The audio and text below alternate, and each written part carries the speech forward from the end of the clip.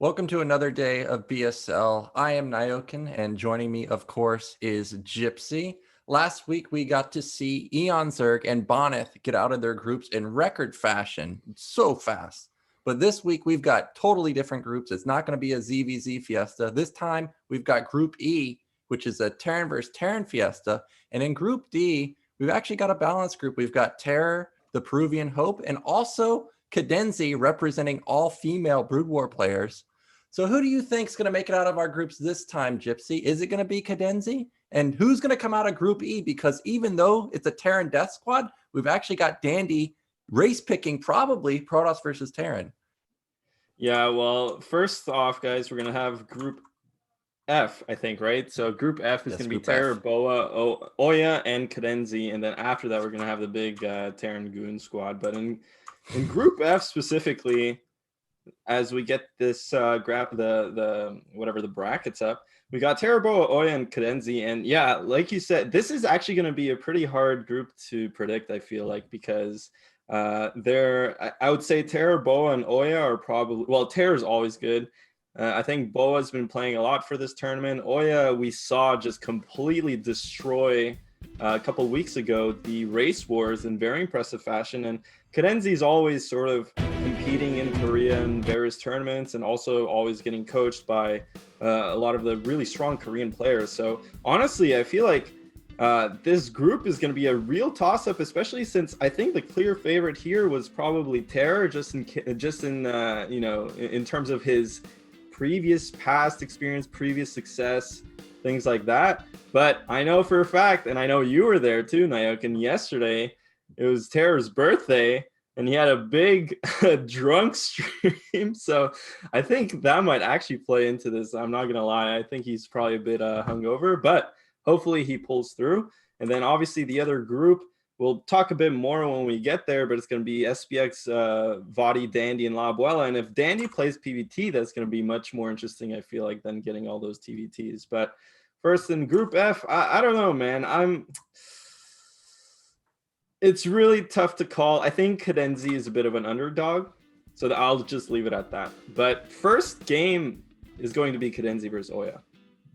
Yeah, so first game is actually going to be Cadenzi Oya, and we already saw, as you said, Oya just crush race wars just a couple weeks ago. And I agree with your assessment of this group. Is Cadenzi is definitely an underdog, but Cadenzi can definitely get out of this group. She's very aggressive. We already saw her go up against Scarlet in a show match where she was super aggro.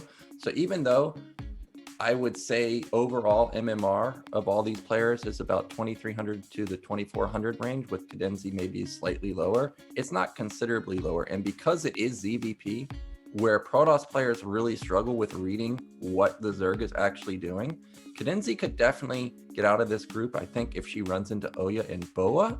But if she runs into Terror, actually, that would probably be the match I want to see the most. But yeah. I think it's the worst chance for her to get out if she ends up facing Terror multiple times. But Terror is very aggro, so that would be a matchup that I want to see two aggro players just slugging it out. Yeah, I mean, Cadenzi, I think in general is going to be a really Cadenzi's kind of like a Type 2, but just Type 2 has a lot of more like experience and sort of results. But I feel like Cadenzi is a really strong tournament player because she could whip out anything, and she's known for having really like weird and aggressive build orders, and not just, that she makes up herself, but from a lot of the pro gamers. So she's very scary to play, especially PvZ, I would say, because of course Protoss, as you said, has a really hard time in the early game. And Zerg can whip out so many different builds. But Oya, I mean, this guy's no slouch, and like we keep saying, he had a really good performance in the recent race wars. He's really strong on stream when he plays. So this is going to be a really good matchup. I haven't really seen Oya's PvZ too much, though, outside of the race war. So I'm interested to see if he's going to be the one base style, or maybe go, gate expand, forge expand, what his tendencies are. But the first map is going to be Eclipse. Yeah, first map going to be Eclipse, and we are ready to get into our first game. It is going to be Cadenzi versus Oya.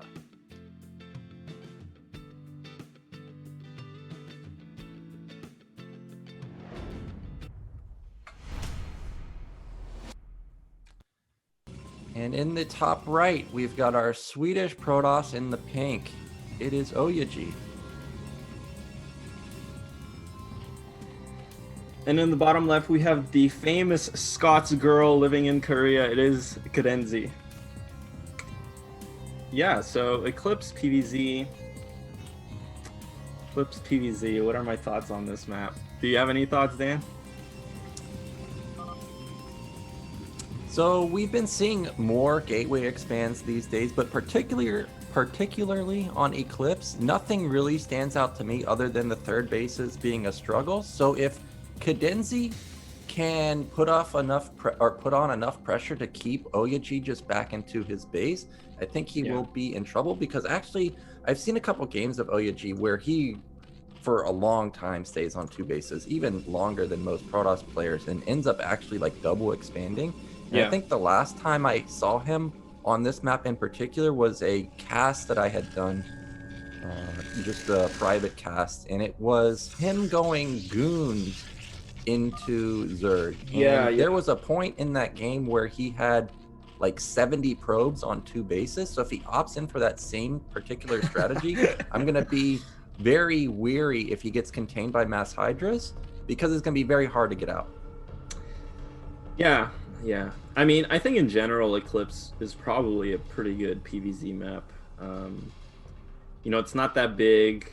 Protoss can kind of take a third base fairly easily, you know, defend their bases, and kind of go into that late game and split the map. So I think Protoss has a lot of options on this map, to be completely honest with you, compared to other maps like Reap the Storm, for example, which is much more open, harder to defend bases. You have to, you know, here, like on a map like this, you can kind of have your army in a specific location and it kind of just guards a lot of it. But I'm gonna point this out real quick here. Oyaji actually went for a 9 gate, which is probably the most aggressive, like the fastest timing you can have on this gateway. Oh, but he's actually also he's actually faking the cannon, and the zealot is coming really fast. And Cadenzi went for a pretty greedy build herself with this 12 hatch, and the pull is actually quite late. So I really like this from Oyaji. He's actually faking the cannon rush to pull drones, cut some mining times, but these drones are going to be at the natural mining now,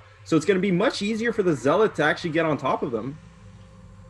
Yeah, this was actually a genius move. Cadenzi reacted perfectly too. A lot of players there would just instantly pull a lot of drones, making sure that the cannon doesn't get up. And if Cadenzi had pulled like 5, 6, 7 drones, she would have been in a really bad spot. We saw her open with 11 hatch, 10 pool, so she cut a bit of econ to get this faster pool. So a really smart move from Oyaji, but he's got to be careful to micro this zealot. It's already down into low health range, almost already taken out.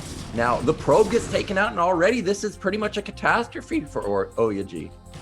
Yeah, that's definitely not the trade that Oyaji was looking for. I mean, if your zealot just dies to the 3 lings like that, and the zealot and the probe, it's not just a single zealot. So pretty good start there from Cadenzi. Like you said, she did go for the faster hatchery, 11 hatch, so not like her economy was in a bit and nice. The thing is, Oyaji can't afford to lose these zealots without doing some damage, but they are gonna. Cadenzi's just kind of running past the zealot and going straight for Oyaji, and you can see this is typical Cadenzi play right here, kind of signature aggression. Instead of defending against this zealot that's at her 3rd hatchery and the zealot that's going to her base, she's actually just going to counterattack here, and she might have a really good timing, cancels the nexus, or the cannon rather, and gets the lings up into Oyaji's main. And this is going to be really annoying, especially if link speed kicks in, which it's going to kick in at some point, but she can't afford to lose too many lings here.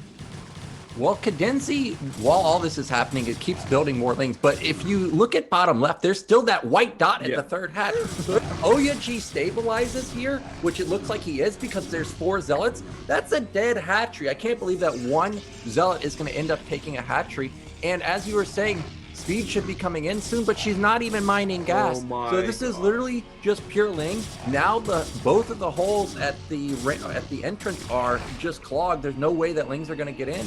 And I think Oyaji has just held. Look at the drone count now. It's 11 to 20. Protoss is in a major lead.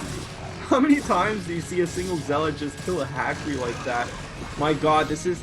CadenZie, I think, a bit overzealous. She saw an opening, and fair enough. I mean, she did cancel that cannon. She did get a couple links up into the base, and I understand the reasoning because Oya had one Zealot out on the map hitting that hatchery, and he had another Zealot kind of just walking towards CadenZie's natural, so she did see this small opening and decided to go like all in on it, and unfortunately I just don't think it's gonna work. Look, Oya kind of dealt with the links that were inside his base. Now he's pretty much well defended with those two cannons behind his nice wall there with enough Zealots to plug in the holes. And at this point, what can CadenZie do? She's getting a third hatchery. Looks like she's probably going to try and pivot back into some macro, but at this point I feel like Oya's, as you pointed out, I mean, his probe count is out of control. Yeah, Oyaji is completely in the driver's seat. If you're a Protoss and you kill a hatch, and you know that the Zerg player was just building mass links, and now confirming that there's no lair or something as a follow-up, this is the dream scenario. The chances of Oyaji getting contained now by Hydras are non-existent. I don't really know what CadenZie should do. In my mind, I'm trying to think of what's a possible scenario that could catch Oyaji off guard, because that's what she needs to get back into this game. Mutas are not going to be in time. Hydras are not going to be in time.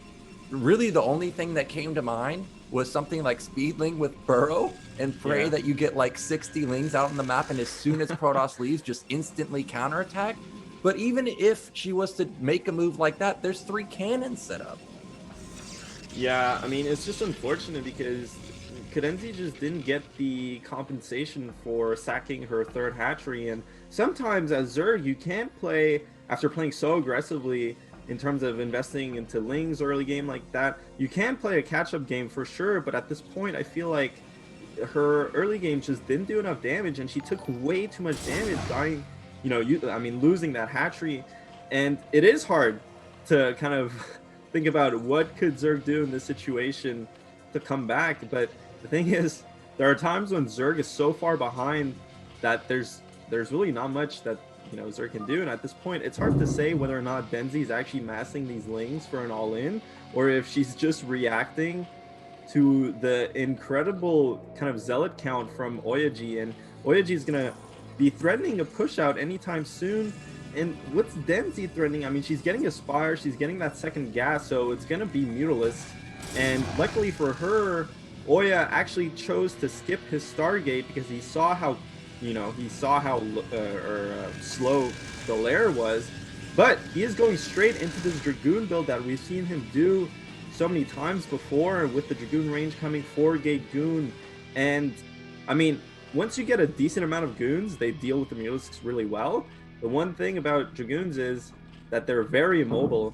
So CadenZie is going to have some opportunities here to do some economic damage, but is it going to be enough for her to survive this big 2-base push? Because I think Oya, the way he likes to play PvZ is he goes for these early Goons, not to do some kind of like 3-gate Goon attack, like really early attack that we've seen kind of in years past, but rather to just accelerate his transition into that big mid-game push. So you can see he's actually pushing out now. Yeah, so here comes the Zealot Goon squad that Oyaji has built up. And luckily for CadenZie, if you were to face a Protoss comp, this is the comp that you want to face, because at least Ling Muta can trade well versus this. But we see the most important part of the Protoss army right now is completing. It's going to be +1 weapon, makes it so Zealots start 2-shotting these Lings. So these Lings are not going to be as effective as they could. So a really slick timing from Oyaji. We've got Second Forge already starting to spin +1 armor. So even if this attack fails, he's going to have a really solid follow-up. He's got his Templar Archive done. We see a couple more gateways coming in. And I actually like the Goon transition this time, but here comes CadenZie. This is going to be her only chance of trying to salvage this game. If she can wipe out this army, maybe she can go into the mid. I mean, this is about as good as it gets for CadenZie. I think Oya pushed out a bit too early. He's trying to get that pressure onto the Zerg economy, but this is, I mean, this is not even a control group of Dragoons, and CadenZie's got like 9 Mutalisks, so the 2 Sunkens finish. They clean up the Zealots, and at this point, Oya is going to have to run back. Now, fortunately for Oya, he didn't actually lose any Dragoons. I think he lost maybe 1 or 2. He only really lost his Zealots, and he forced a bunch of links, forced the 2 Sunks. I mean, Zerg's still on 2 base, you know, still on 2 base, which is a disaster situation for Zerg. And you can see CadenZie, maybe she thinks this is some kind of all-in, because it is weird to see Dragoons out so early, but like I said, Oya's just going to go into this 2-base army. I mean, he made a round of Zealots there to bank a couple, you know, bank some resources, to add some gates, and, you know, get that gas going so he can make some Templars. But you can see Templars starting to be added to the composition. Now, CadenZie has to do a lot of damage with these Mutalisks. Yeah, Mutant Harassment coming into the natural. Eclipse top right is very hard to defend Mutalisk. So actually, this could deal a decent amount of damage. We do see an instant counterattack from Oyuji, but once he sees these Sunkens, he should turn around. 6 Sunkens.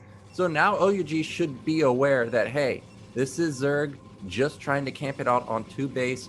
He really just needs to get up one of those formidable armies, you know, 130 supply of just Zealot Archon Goon. And then what can Zerg do? Can't really do anything. Here comes CadenZie into the main. He's going to try and find an opening, but there's 3 cannons already set up. We see that the Archon is coming in. Got to be very careful not to take a hit from... Oh, looks like Mutas might bleed into the natural, and that's it. Those are expensive units. 1 Muta goes down, a second one almost goes down. Oh my god, 1 HP on that Mutalisk. Yeah. She can't afford... Oh, the red Archon is coming in, so we've got Maelstrom. Is this TT1? But... actually, Dark Archons are really good, especially when you when Protoss doesn't invest into that early Corsair count. Dark Archons are your only option to limiting the sort of mobility of the Mutalisks. And CadenZie is actually going for a Hydra Den now really late, but I mean, these Mutalisks are not going to cut it. You know, they're not going to cut it against the big 2-base push. They're doing a lot of damage though. Definitely, and that's, but the thing is, you can see Oya is actually overproducing workers because he knows that he's going to take economic damage.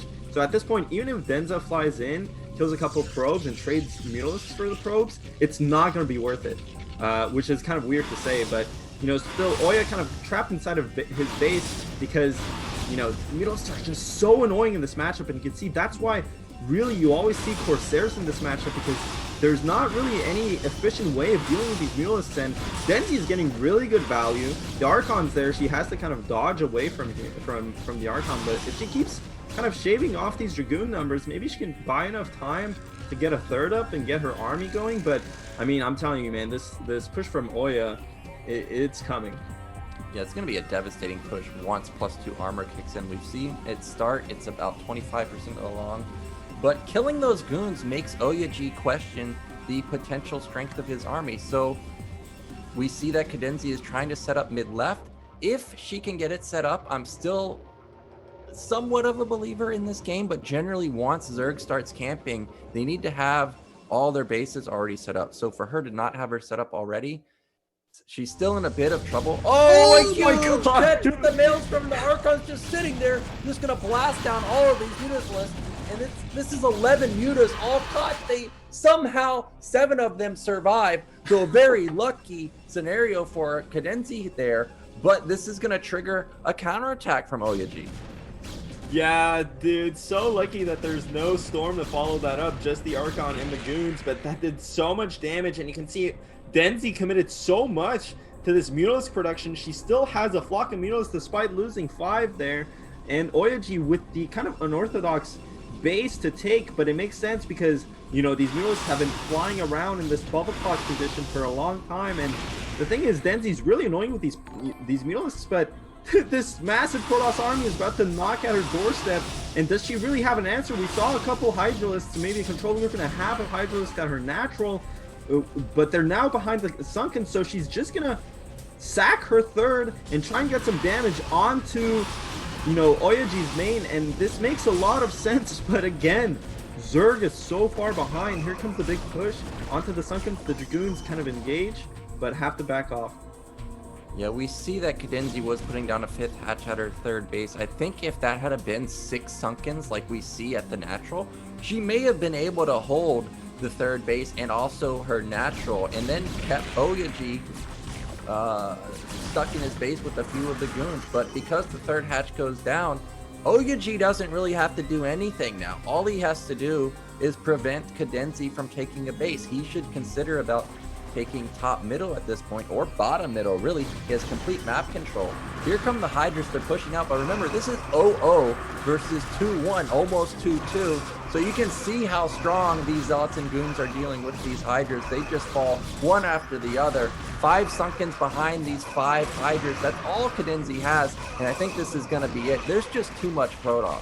Yeah, Protoss doesn't even need Storm to deal Hydralisks, and you don't see that every day, but I mean, still, Hydras are really strong despite the upgrade disadvantage. You can see, I mean, that unit is absolutely insane in this matchup, but, you know, gonna defend the natural for now, CadenZie is, but Oyaji, I mean, like you said, Nyokin, he's got his third. All he has to do is make sure that CadenZie doesn't have a second, or I mean, a third herself. You can see Oya scouting the map, kind of top left, there's a nice dot there, checking bottom right also. So Oya is aware what his win condition is at this point. I mean, just make sure Zerg stays on these 2 bases, reinforce this army, and at some point, I think he's going to feel confident enough or bored enough, quite frankly, to just move this natural. And yeah, I mean, honestly, there's nothing CadenZie can do. Like, Protoss is over twice the supply of Zerg. Zerg's probably almost mined out. Maybe not, but I mean, the Zerg economy is just so low, 30 drones, and I think we're just going to be waiting for a GG here, honestly. Yeah, the concave for the Protoss army is just way too strong. Even if CadenZie manages to get up a sizable amount of Hydras, there's just no way she's going to be able to bust out. Here come the Goons, going to pop that Sunken in the front. Once these 2 Sunkens get popped, whether Oyaji goes in or not doesn't really matter, because then he can just range the hatchery there, and that's going to be a third of the production for CadenZie. She's putting down a 4th hatch, but I don't know how much this is going to benefit her. We see that the Queen's Nest is there too, but there's no hive. Oyaji's 4th base is coming up. He hasn't built any more probes, but it's still okay because he is going to be mining on 2.5 bases in a minute. The Nat is getting pretty low. That's another good Maelstrom, good combo with the Storm too. And it's just too much Protoss. There's only 10 Hydras really versus something like 20 Goons. And this is just going to be Oyaji. I thought he was just going to end the game right there, but it looks like CadenZie is going to try and, I guess, hold it off. But okay, that's a sizable army. I was wondering where the actual supply is. It's still sitting at the natural. There we go, GG from CadenZie. And yeah, I mean, that's just your typical tournament game right there. I mean, both players playing their hearts out, you know, despite a kind of a pretty obvious situation. Oyaji taking his time and CadenZie kind of fighting to the last straw there. But Oya is going to take this first game that we have in pretty convincing fashion. And it's pretty unfortunate because I think CadenZie sometimes maybe is just too aggressive. I mean, I think she's actually a really strong player if she just chooses to play kind of a more standard game or a more confident game. Like in that case, I mean, make sure you're not losing your 3rd hatchery. Don't just go on the first kind of the first opportunity that you get, because you saw with her Mutalisk Micro, which is really strong, she did a lot of damage despite being so far behind. I mean, who knows if she had like that game state, but like with an actual 3rd base, you know, if she got into Mutalisks and that was her plan, maybe I'm gonna abuse Oyaji's non-Stargate style, because we haven't seen Oyaji actually go Stargate that much. If she just played like a more standard style like that with Mutalisks, I feel like she would have had a really good chance, but unfortunately went for that hyper aggressive play, and Oya defended beautifully. So yeah, and that's going to send CadenZie down into the losers bracket, and our next matchup is now going to be Terra versus Boa, which is really the matchup that I wanted to see the most, because Terra, I think people can convincingly say that he's the best Terran in the foreign scene these days. He's consistently in the 2400 to 2500 range. And Boa, I hit on the ladder, and he's one of the players that I feel like will be able to test Terra. Like, I think that they're pretty even, but I would give a little bit of an advantage to Boa, because when I play him on the ladder, he's really solid. When he plays well, he's a top Protoss in the foreign scene. So this should be a really good matchup. Yeah, I mean, if people don't know this, Boa is actually, he's originally from Korea. He's Korean, and he used to play really high level StarCraft on the Fish server, for example. I think he got A rank. He was a really strong amateur Korean player. I mean, he played with Soma when Soma was up and coming. This guy is no joke. This guy is really high skill. I think obviously nowadays not close to that skill level that he used to be at, but he's definitely still really high. And I think him versus Terror is going to be a really good matchup. Terror, like you said, probably the best non-Korean Terran right now, especially in terms of results. Always just a solid contender in tournaments. And Boa, I mean, they're both. This is going to be a really sick game, and that's all I'm going to say. It's going to be interesting to see. The thing is, Terror tends to be much more of an aggressive player, and I feel like Boa sometimes, when I play him on the ladder, he kind of succumbs to multitask situations, to harassment situations. If he doesn't get to play his really kind of macro style, I feel like Terror might get the better of him. But this is going to be a really good matchup, man. Yeah, so I actually also played Boa recently on the ladder a couple weeks ago, and as you were pointing out, the multitask is really the biggest issue for him. I also got off a lot of probe kills with a bit of vulture harassment, and it kind of just all came together for me, hitting the 1330 timing and then just pushing for a win. And Boa really doesn't test your multitask. He's kind of like, when I tell Terran players to just play 2-1, you kind of just sit there. He's kind of like the Protoss equivalent, where he just sits there, macros, gets up his 4 bases, hits a really nice arbiter timing, but if anything goes wrong for him, he's going to be in a bit of a deficit. Now, he does like to go for like Reaver harassment. That is kind of his way of keeping the Terran players in check, instead of with vulture harassment going for Reavers, which is very common these days. But because of how common it is, and because of how good Terror is, I don't really expect Reaver harassment to do much damage. So I'm actually hoping that Boa has something different to throw out Terror, because as you said, Terror, he can play aggro. So as soon as Boa gets thrown off, I'm already liking Terror's chances quite a bit. Yeah, and I'm interested to see what Terror does here. I mean, Terror just in general is a really aggro player. I mean, in almost every matchup. But that being said, I've actually seen him play really solid late game TVP, especially, and TVT, but especially TVP, I've seen him play very strongly late game. So it would be weird to see him kind of go for like a quick armory into 3-2 style, or like kind of a passive style until he gets that push going. So I think probably you're going to be seeing some early aggression into some macro play, which is a really strong way to play just in general. But yeah, it's going to be, I'm really not sure what to expect from Terror, but I feel like Boa, you can kind of expect standard macro play. And like you said, it would be a good idea for him to kind of, spice it up a bit. But Eclipse is going to be our first game. And this is a pretty good map in general for TV, for either side of the matchup. Yeah, so our next matchup, Boa versus Terror. It's going to be on Eclipse. Let's get right on into it.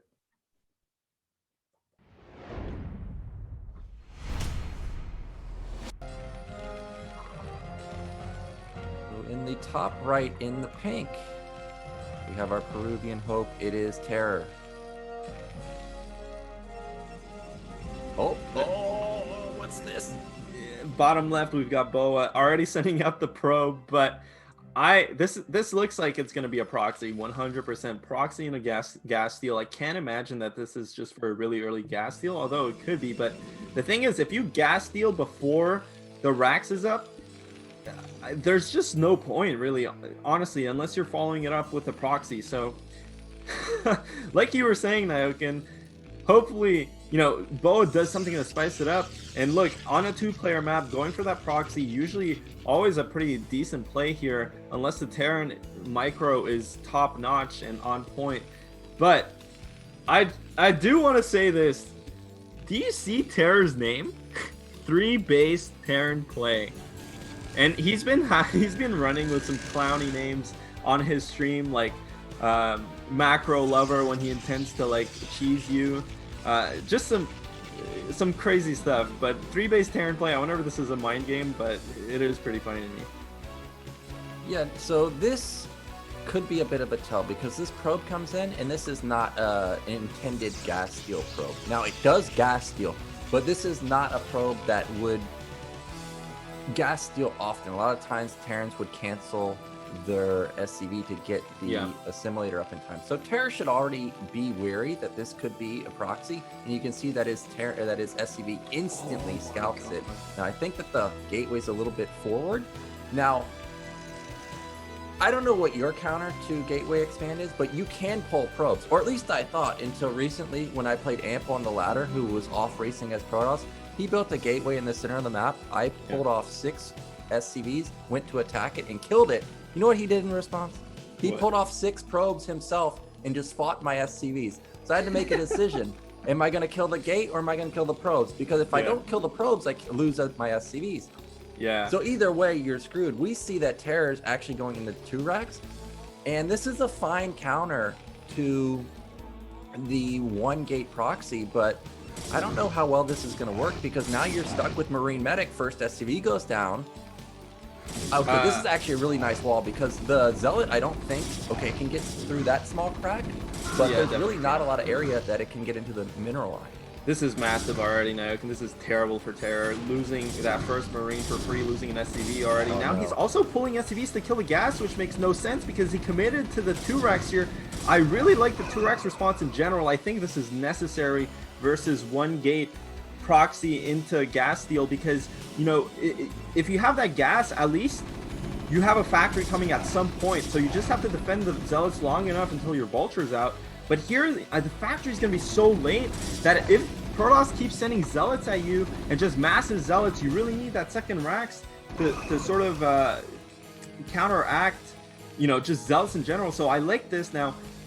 You know, luckily, Terra actually chose to not keep his SCVs on the gas. I think that would have been a massive blunder just because, you know, committing to this 2 racks play, you don't need that gas right away. And now there's a lot of flexibility in what Terran can do. You know, you can stop making Marines here and take an expansion. You can go and scout. You see, Terra still has an SCV out on the map, so he's going to be able to identify whether or not this is a Nexus follow-up. And usually if there's a Nexus coming up before the core, I mean, you can just go and punish it, especially with 2 racks. But it looks like Boa is going to be 1 basing, you know, going into goons, playing it safe from here, getting some damage here. But at this point, if Terra's losing a couple of Marines, but it really doesn't matter because he does have these 2 racks going. And Terra's going to be able to stabilize here now. He has to, you know, I mean, was this successful for Boa? I think it was fine. I think Boa's a bit ahead at this point. And Terra's going to kill this gateway, which is really good for him. But Terra's factory is delayed. Terra's natural is delayed. I wonder what he's going to go. Oh, he actually doesn't even go for the gas. So he's going to go for the natural. And that's going to be a bit risky here against Boa going straight for Dragoon.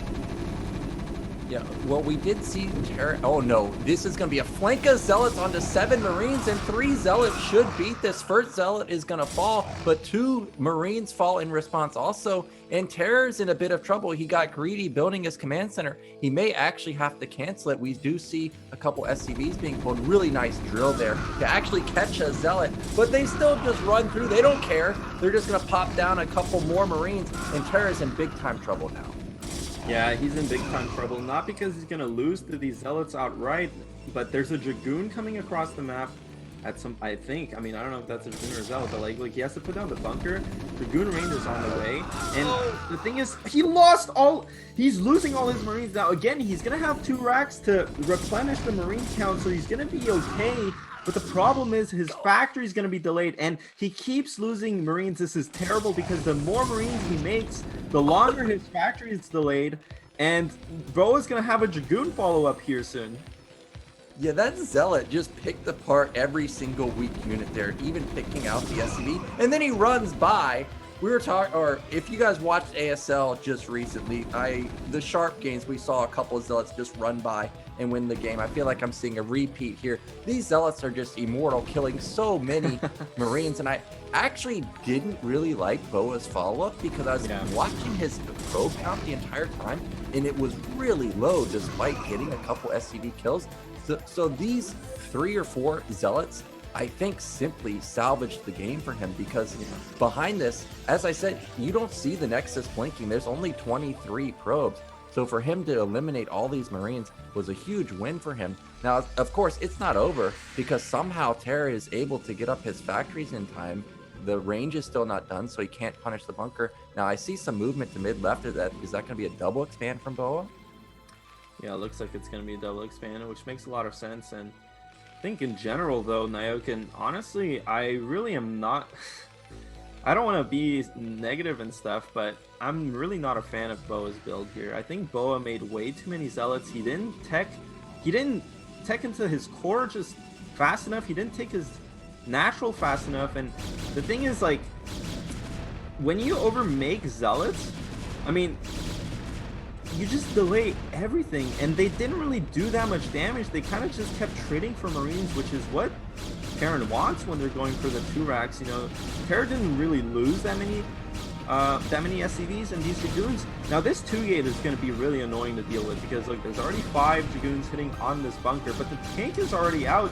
Siege is going to be done soon, and you know, at this point, I mean, look, Terra's already up a couple SCVs. That's only going to keep going up from now, and I feel like Terra is in just a completely fine position, whereas Boa, he's just a bit behind. So it's weird, but like, this actually happens a lot when Protoss overproduces zealots, you know, and I'm telling you, those 100 minerals really add up.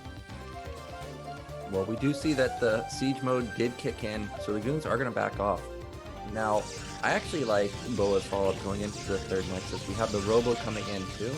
If Terra ends up trying to go for some type of attack, support base should be kicking in by then. I don't expect him to be moving out with like 3 tanks and 4 Marines here. So by the time he's actually got up a considerable amount of tanks, Protoss should be in okay shape. Now, as you were saying, building a lot of zealots really did damper his follow-up. So hopefully he doesn't start building, you know, 20, 30 goons thinking that a timing is coming, because that could delay everything else, such as his Citadel. Armory coming in for Terra, no gas at the natural, so he's going to be pretty gas starved unless he starts that pretty soon. Academy coming down, and that's kind of a big deal. Now we know that Terra was under a lot of pressure, but to be in the dark for this long, you kind of really need to know what Protoss is doing. Otherwise, you're kind of just stuck only going into 2-1. We actually see an eBay floating across the map, or racks floating across the map, and he does see not only the support bay, but also the Nexus. So this was a crucial scout for Terra. That is hilarious. I do like this, though. This is really forward thinking from Terra. Obviously, he wasn't planning on seeing the support bay, but he was planning on just sending the racks to the most obvious 3rd base location for Protoss, just to make sure that he knows the timing on the 3rd base. So at this point, he should be able to easily put it together that this was 2-gate into double expand. And, you know, I mean, it is uncomfortable as a Terran player knowing that the Protoss, you know, just double expands like that and you can't really do much about it. But at the same time, it's not like Protoss is massively ahead because of that. I mean, at this point, Boa is going to pull ahead in worker count because it looks like Terra is actually cutting a couple of SCVs, or I don't know if he's... It doesn't look like he's cutting SCVs intentionally because he's floating so many minerals. But it looks like... it's weird. He's just going to go for this timing attack. Well, it's weird because you can actually go 5 factory here just to get enough units to expand. And because the Protoss isn't sure of when your expansion timing is, they can't just kind of blindly power. So you can actually take a slower 3rd base. And this one firebat coming in, it's really cute because the pylon wall is there for Boa at his 3rd base. So if Boa didn't have this one zealot here, that firebat would have done a lot of damage. So actually really good play from both players. It's gonna get more kills, man. That's gonna be the zealot glitched out is not helping. Okay, actually, elevators and a goon there, but those are gonna go splash. Dude. If one more firebat comes out like that and gets off 2 more hits, that's gonna be a lot of probes to fall. 1 goes down. Okay, luckily, catastrophe avoided for Boa right now. He ended up loading up all those probes. So for now, he's okay. And a huge moment happened just a minute ago where the observer got taken out. And because Boa is having to deal with this firebat pressure, he's not really focused on building an observer. He just simply wants to survive. So he doesn't really know what's going on in Terra's base. I think that this 6-pack follow-up, I was not actually a big fan, but now that it's gone unscouted for so long, I think it could work. And we did see in the Protoss main, there's only 4 factories. Generally, when you're facing a 6, oh, okay, there we go. It's 7 gate, actually. I thought it was only 4. So this is actually the gateway count that you need to deal with a 6-pack follow-up. Yeah, this is gonna be, dude, that's such a typical Terror play there. And a very creative, but very kind of all over the place. And Boa, I mean, he was dealing with it well, but still took a lot of damage. This shuttle kind of YOLOing in for no reason. I mean, why would you ever do that? It's gonna get some damage, but it's not gonna kill any SCVs, and it just gets picked off like that. Donating a shuttle, a Reaver, and 2 Zealots for no reason right before the Terran timing push. And Boa should know better. I mean, he saw there was no 3rd base as he flew the shuttle in. Unless it's bottom right, which is really unlikely. I mean, it could be, who knows. Boa has no idea what's going on this game. He really was struggling to deal with that fire bat. And the thing is, his army isn't even out onto the map. You can see in that whole chaos, Terror very nicely mined up some portions of the map. So his push here is going to come uncontested. And the thing is, he's going to be able to siege up on Terror's high, or on Boa's high ground, and it's gonna be so close to his natural. Yeah, Eclipse is really hard to push across the map. So for Terror to get into this position, this is amazing for him. We do see that speed hasn't kicked in just yet for the Protoss army. Boa let this happen. I actually thought his follow-up was pretty good. He's got 10 gate, he's got speed. It just started. Now he's got to be careful because you can't build turrets right where he is with all those tanks. So if there's a mine drag, we may see a ton of tanks explode. You can see that Terror is cautiously, slowly creeping with his turrets. He brought multiple SCVs. I'd like to actually see him put up like a depot wall while also pushing. I did see a probe sneak out the bottom middle, but I don't think that's going to come into play. And this, I do like. Just try and cut off reinforcements, because if you can keep the Terran ball at about 120 supply worth of army, eventually Protoss will max out, and then you can just overwhelm it from both sides. Now, that is a good mine. Oh, that's a lot of Zealots to just fall to a few mines. And I think Terror may actually be able to defend this while also pushing. Yeah, you really can't bleed units to mines like this, and Boa can't counterattack Terror's main base. He needs to turn around now. He's just gonna lose his base. Look, Terror already has a bunch of mines set up. He has tanks rallied. Meanwhile, Terror is pushing Boa's natural.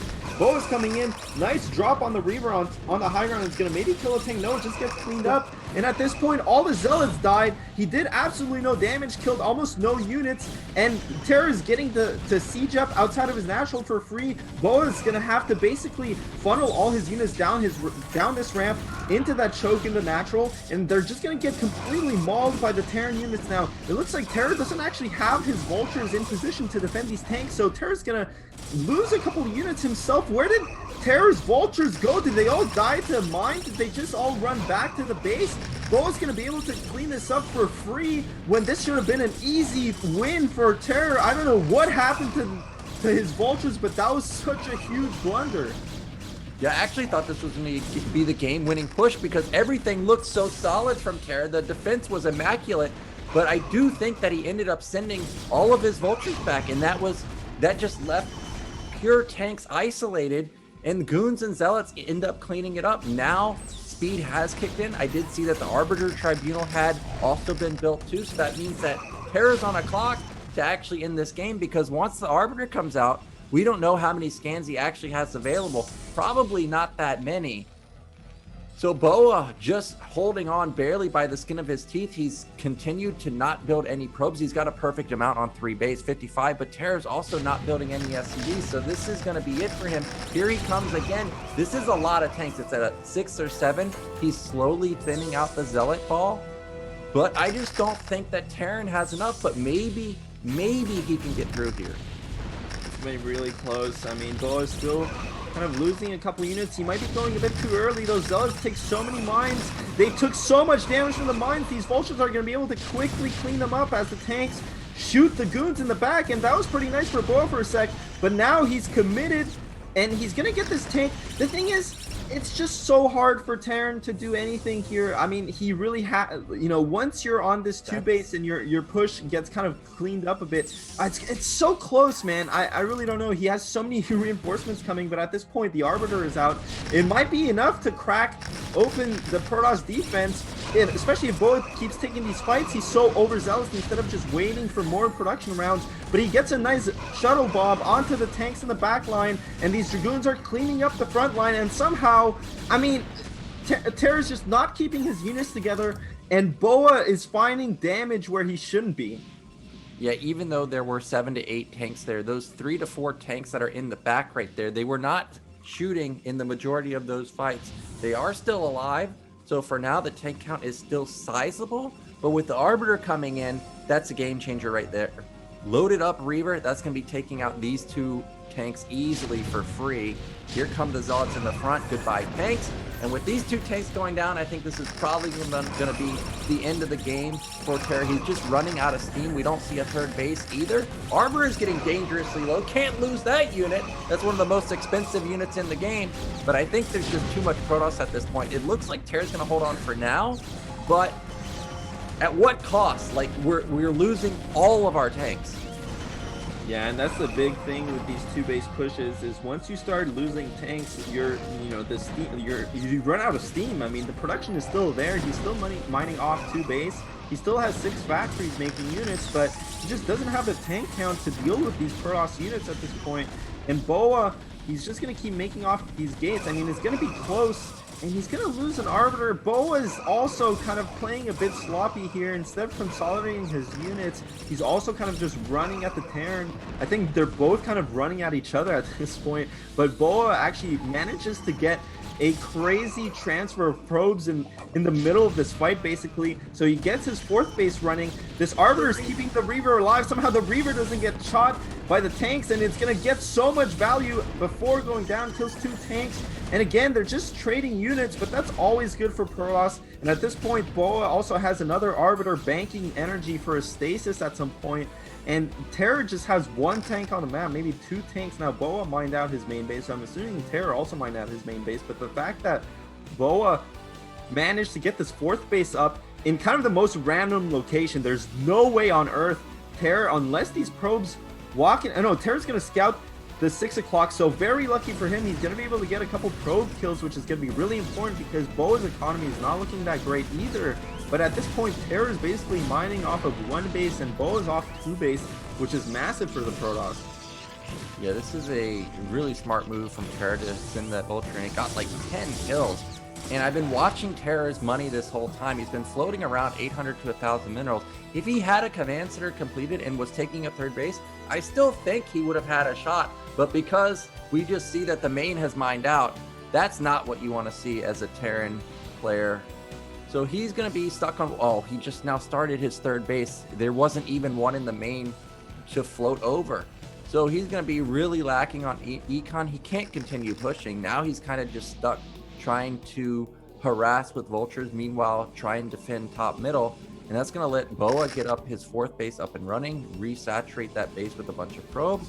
And now all Boa has to do is play the waiting game. Just wait for more energy on his Arbiters, wait for himself to hit 200, because Terra went for a 1-1 type of play. He's not going to have the powerful +2/+3 power spike, and I just don't think Terra has enough to stop the incoming 150-160 supply attack.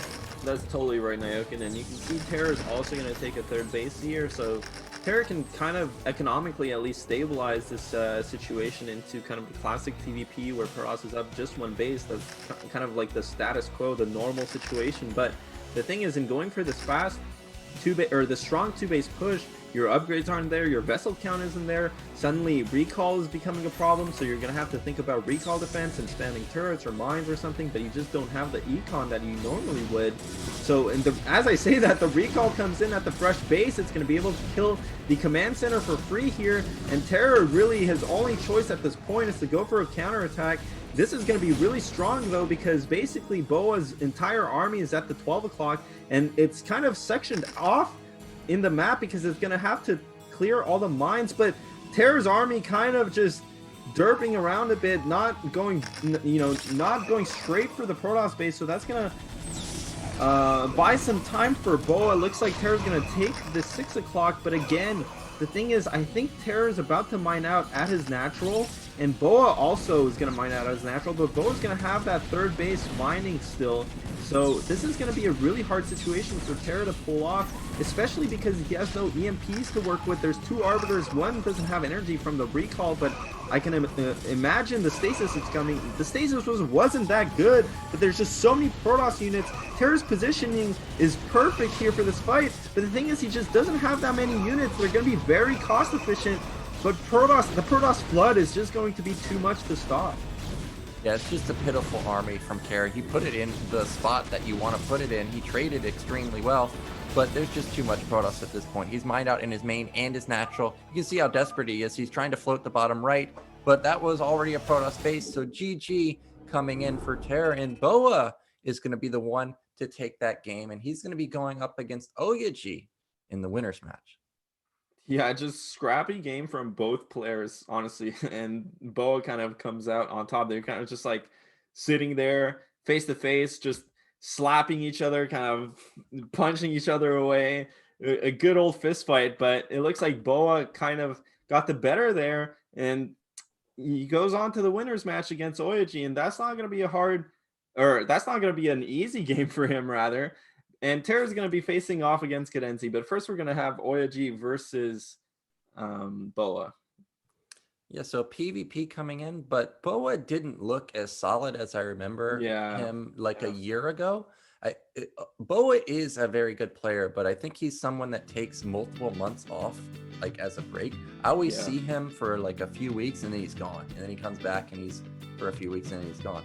So it doesn't look like he's in his top shape right now, which means that Oyaji should be a good contender to actually get out of this group in first place. You know, a couple seasons ago, people asked me, like, who do I think is the dark horse of the tournament? And I really liked SPX. And now I'm getting the same kind of vibes from Oya, because you can see noticeable improvement from Oya over the past year or so. And with him dominating Race Wars, and if he can take out Boa, I think that he is someone that you could really see potentially making it to round of 8, potentially round of 4. Yeah, for sure. Oya has a lot of potential and a lot of talent, a lot of, he's been putting a lot of work in. So I think this might be his breakout tournament for sure. I mean, we'll see if he can get out of this group still. He has really a hard match against Boa. We saw Boa basically took a game off DeWalt in the Race Wars. He almost took 2 games off. He played some really strong games against DeWalt, man. Those were no joke games, and we know DeWalt's impeccable form right now. So I don't think this is going to be easy at all from Oya. And, not to take anything away from Boa, I mean, he didn't look amazing that game, but he was playing Terror, and playing against Terror is really hard, man. I mean, Terror's no slouch.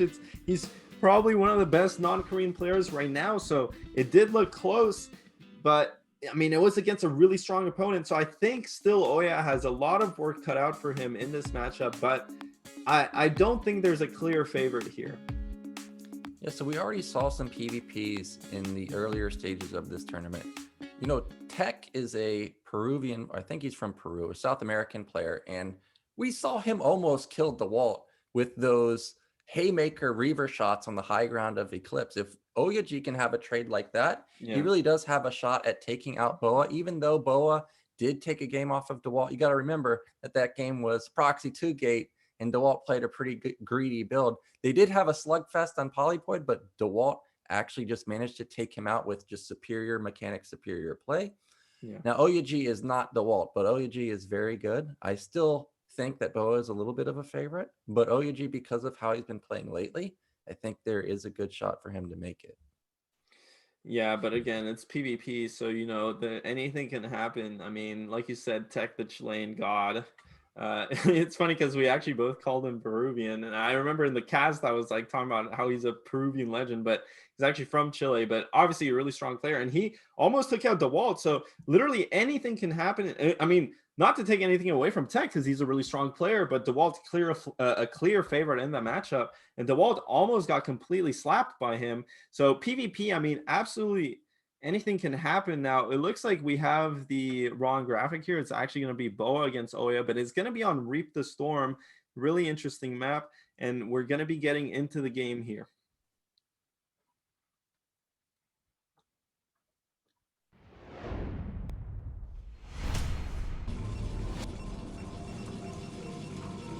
So in the bottom middle, in the yellow, we have our American representative. It is Boa. And in the top left, we have the Swedish Protoss up-and-coming legend himself, Oyaji. Yeah, Reap the Storm. Now, PvP, of course, is really contingent upon the map.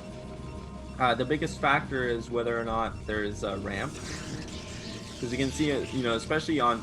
Now, the craziest variations of PvP you see is usually on reverse ramp maps, where opening early gates is really insane, because once you get it control the high ground, it's just so oppressive. But on ramp maps, I feel like ramp maps are probably the most stable maps for PvP. We're most likely to see the most standard builds in PvP. That being said, we can sometimes see kind of 3-gate builds thrown in, or you know, obviously DT builds are always a possibility. But what do you think? Who do you think is feeling more confident in this matchup? I think Oyaji's got to be feeling more confident simply because of how well he's been playing in the race wars, and because I know, at least from my experience on ladder, where Boa seems to take quite a bit of breaks, I don't think he's in top shape. So I think I actually like Oyaji a little bit more here, and something about 3-player maps that is just consistent across all 3-player maps is generally if you spawn at certain positions, one of the spawns is going to have an advantage. Now, my opinion, Oyaji got the better spawn here because PvP, you have a lot of harassment opportunity with Reaver or Storm Drop, and if he ends up going for Reaver or Storm Drop, there's just a direct route into his main or into Boa's main, whereas Boa has to go through the center and then hook around, and those few seconds could be all that, you know, Oyaji needs to get into position. So I think already Oyaji's at a slight advantage. It's not major, but if I was to give like a percentage, if the players were exactly even, I would give it like a 51% advantage. Oh, we got Manor Pylon coming in for Oyaji. Nice block and catch one probe.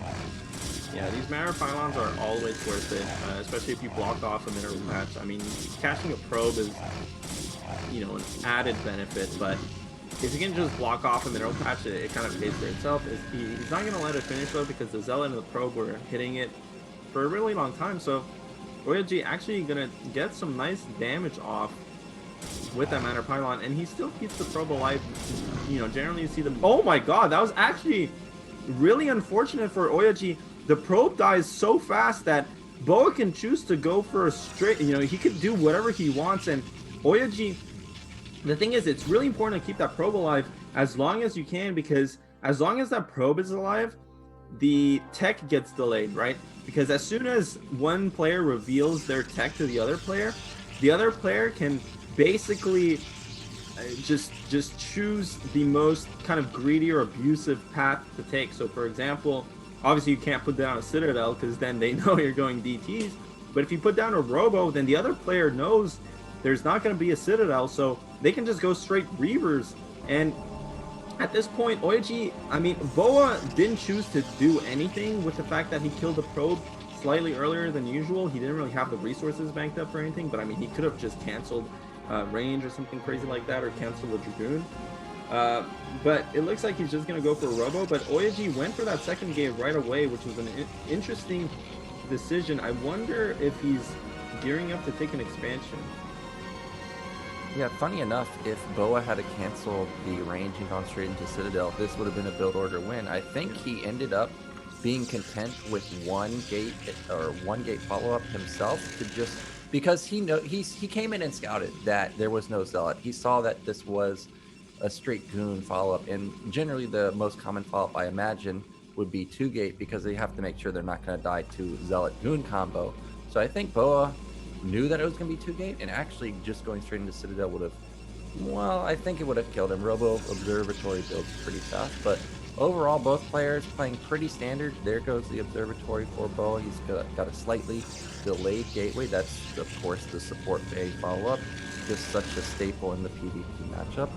Now, I'm curious what Oyaji wants to do, because he had 2-gate faster than Boa. So you would think that he wants to attack with this, but it doesn't look like he's putting down a 3rd gate or a 4th gate. He didn't, you know, get a super fast robo. So I don't think this is gonna be an attack. It feels like both players are just content, probably gonna take the natural pretty soon.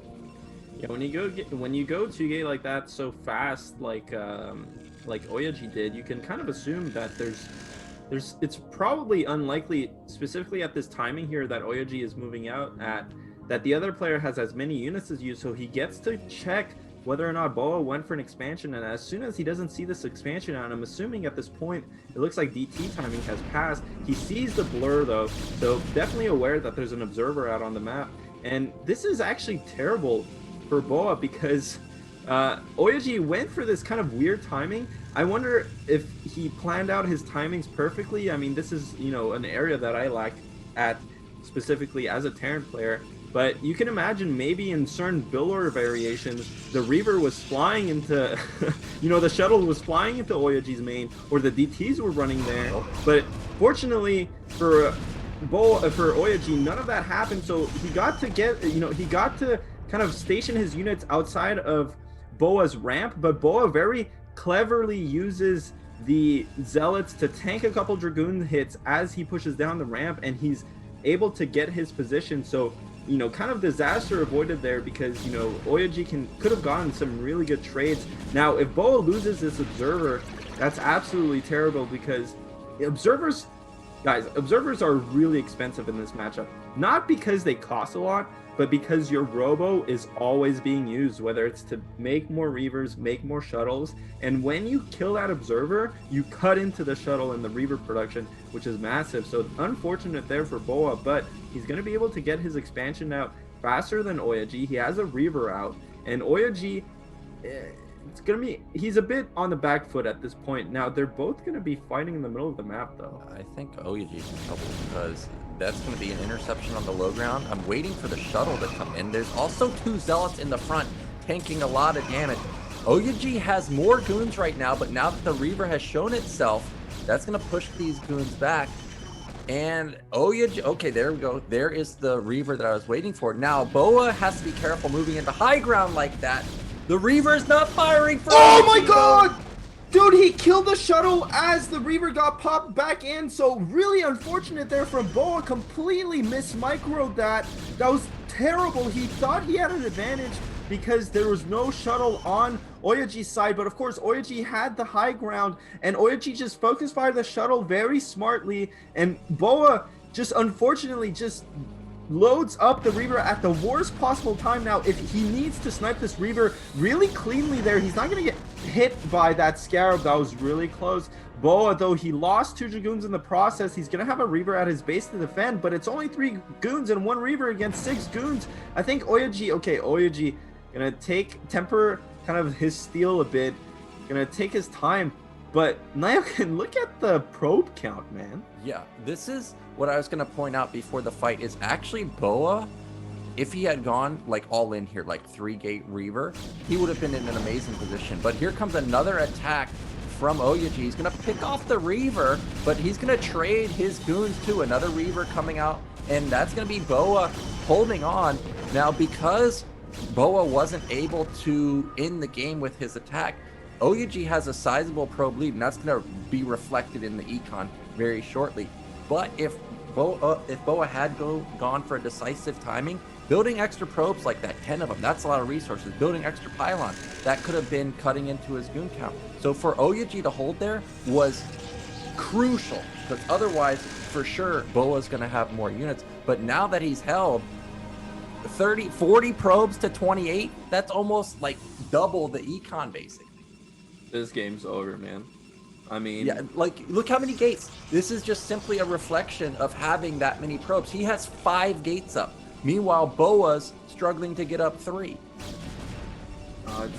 It's just so, like, I'm just there so is, annoyed there's to that watch. drop. Yeah, here comes the shuttle. Like you said, the positional advantage playing here. It's so easy for Oyaji to get in here. He's gonna kill so many probes with this. I mean, okay, luckily Boa pulls. Oh my god, that Scarab actually connected somehow, and we know just how much Boa is hurting in the econ department.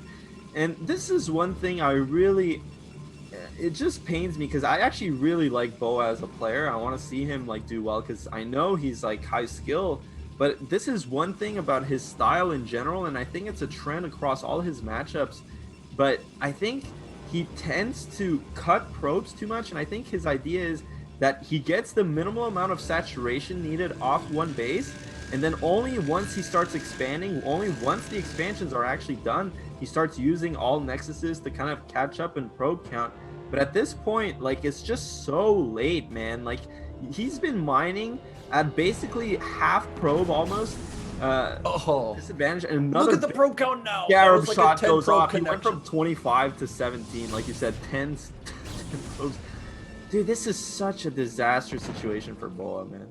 Yeah, it's just a matter of time now. Oyaji just needs to compound his lead. Even if he didn't get probe kills there, forcing off a full probe pull like that is so much lost resources. People don't realize that that's potentially hundreds of minerals down the drain simply by showing your shuttle.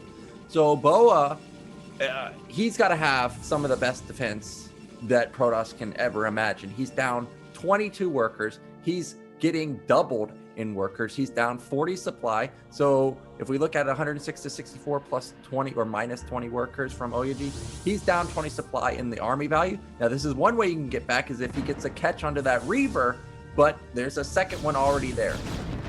Oh no, no, they both go down.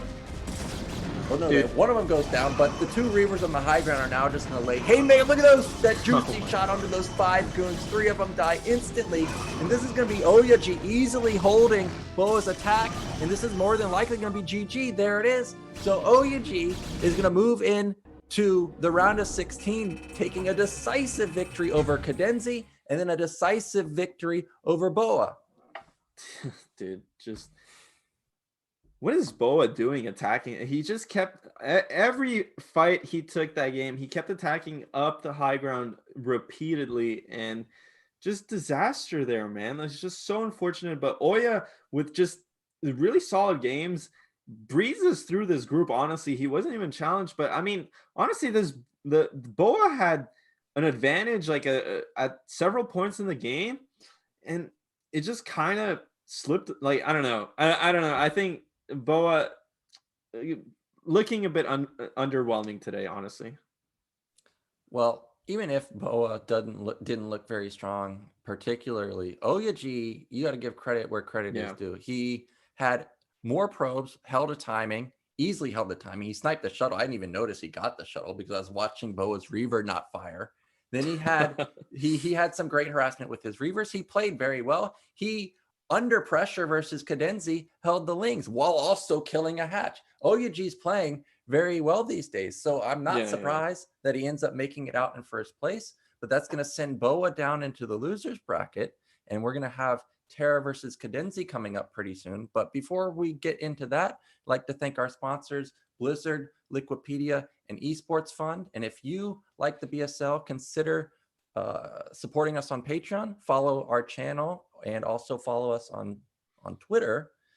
And we're going to be coming back in a few minutes with Terra versus Cadenzi. But before that, we're going to go to a quick break.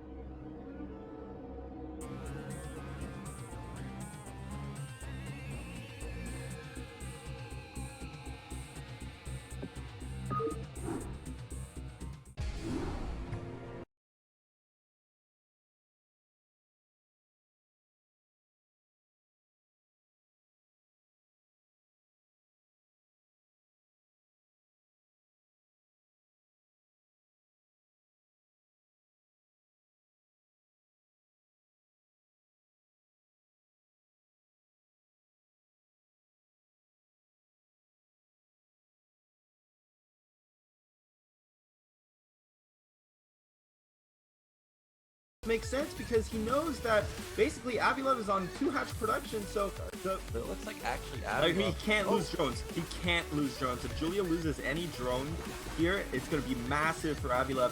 And Avilev is just pushing through these lanes. The Sunken is actually doing a lot of damage. But if he gets one drone goes down, if he gets another drone, this is basically game over. I mean, it's already game over, really. Look, 12 drones against 6 drones, 5 drones only. And now, basically, Julia can't make anything. Yeah, and he just leaves. I see a lot of red going across the map. Oh, actually, there is a Zealot intercept. He gets 2 hits onto 3 hits onto the Marines. So already... Honestly, Naukin, this rush is already completely denied by Bonnet. He's actually killing the Marines. So this is huge for Bonnet. Koget is so massively behind. Well, For sure, Koget is way behind here, even though he didn't actually lose that many SCVs. he's actually going to lose the bunker if he doesn't pull another SCV. He pulls the SCVs. He's going to lose the bunker. He has no tank behind this. I think he's going to have to lift his natural. And Bonnet might actually just walk up Koget's rank. No, he just GG'd. He has no turrets, so the shuttle can be microed to basically Bonnet's heart, to Bonnet's will. Doesn't look at Bonnet, and Bonnet has the best Reaver micro outside of Korea, bar none. I mean, he's gonna have free reign. Like, so many SCVs go down, and he actually kills the bunker in the meantime, so he's gonna go straight through the natural. But he did get 3 tanks out, and the Reaver is kind of caught. That's a good scarab hit, but the tanks did split off. Reaver is still got a decent... Oh no, now 2 tanks fall with 2 goons left over, and the Reaver is still alive. And sometimes it can look like Terran can defend, but you gotta remember, like, he only has 1 turret, so these 2 Reavers can do whatever they want. It's so oppressive to play against. Oh my god, that Reaver didn't actually die. It's on 1 HP. Look at Bonnet's micro. It's absolutely bonkers. Kills both tanks, loses 1 Reaver finally. He killed so many tanks. Oh no. No, don't look, Terran players. Don't look. Oh my god, like, finds the sweet spot between the 2 tanks. What a god. And now he can start thinking about taking a 3rd Nexus. He can... Okay, goodbye tank. Both of these are gonna die. And that one's still alive. It has 1 health. Really, it's honestly just a matter of time until Ultra just decides he's had enough and leaves. GG. Now remember, there's no armory. So, okay, but he's got to avoid the turrets. But he has speed now. Tank already, I think he's stuck now. Where does he go? Marines are coming. There's turrets everywhere. Koget, he's very strong PvP, but very, okay. Oh my god, that's so many SCVs going down. So Koget's economy is in tatters, and for him, he definitely has to do a lot of game-ending damage here with this push. He's getting into a prime position, and Favren is just going for a counterattack. Look at Protoss just trying suicide through all the mines. He actually clears most of them out. And now he's taking so much time getting into Koget's base, and now Koget actually gets to just keep his choke, which is super important. Meanwhile, Favren is running back with a bunch of dragoons, but look, they have to funnel through this choke, and this choke is so tiny with the eggs still up that there's just no way, and Favren GG's. Yeah, it was not bad, but he's got to be careful to not lose these Marines. Almost managing to pick off that weakened Marine. Look at that moving shot with an SCV. That's not something you see every day, especially with an SCV. But that's 3 Marines that just get wiped out by 1 Marine and 2 SCVs. And now Ultra's in big time trouble. Let's see how well he can trade. There we go. That's a good setup for Ultra, and he does come in. But it looks like Ultra went a bit far forward, and Koget has an overwhelming amount of Ultras now, and this might just be game over. And yeah, Ultra's probably not going to die.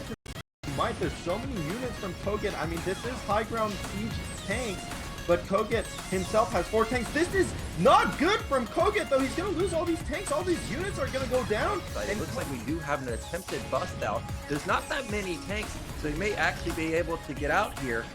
And, you know, Ultra is still on that 2 base 5 factory production, so at this point, it doesn't matter. What's Ultra's compensation? He doesn't have drops. He doesn't have anything on Koget. Like, he's fighting this ground war, but Koget just has more production, more bases, and GG.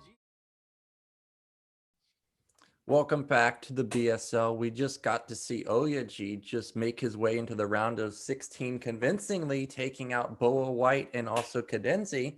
And now we're going to be getting into a completely different matchup. We've got Terran versus Zerg here. It's going to be Terror going up against Cadenzi, who actually hasn't had the greatest showing in recent show matches versus Scarlet. And then her first matchup versus Oyaji did not go very well. But what do you think about this particular matchup? Is it going to be Cadenzi, or is this Terra's match to take?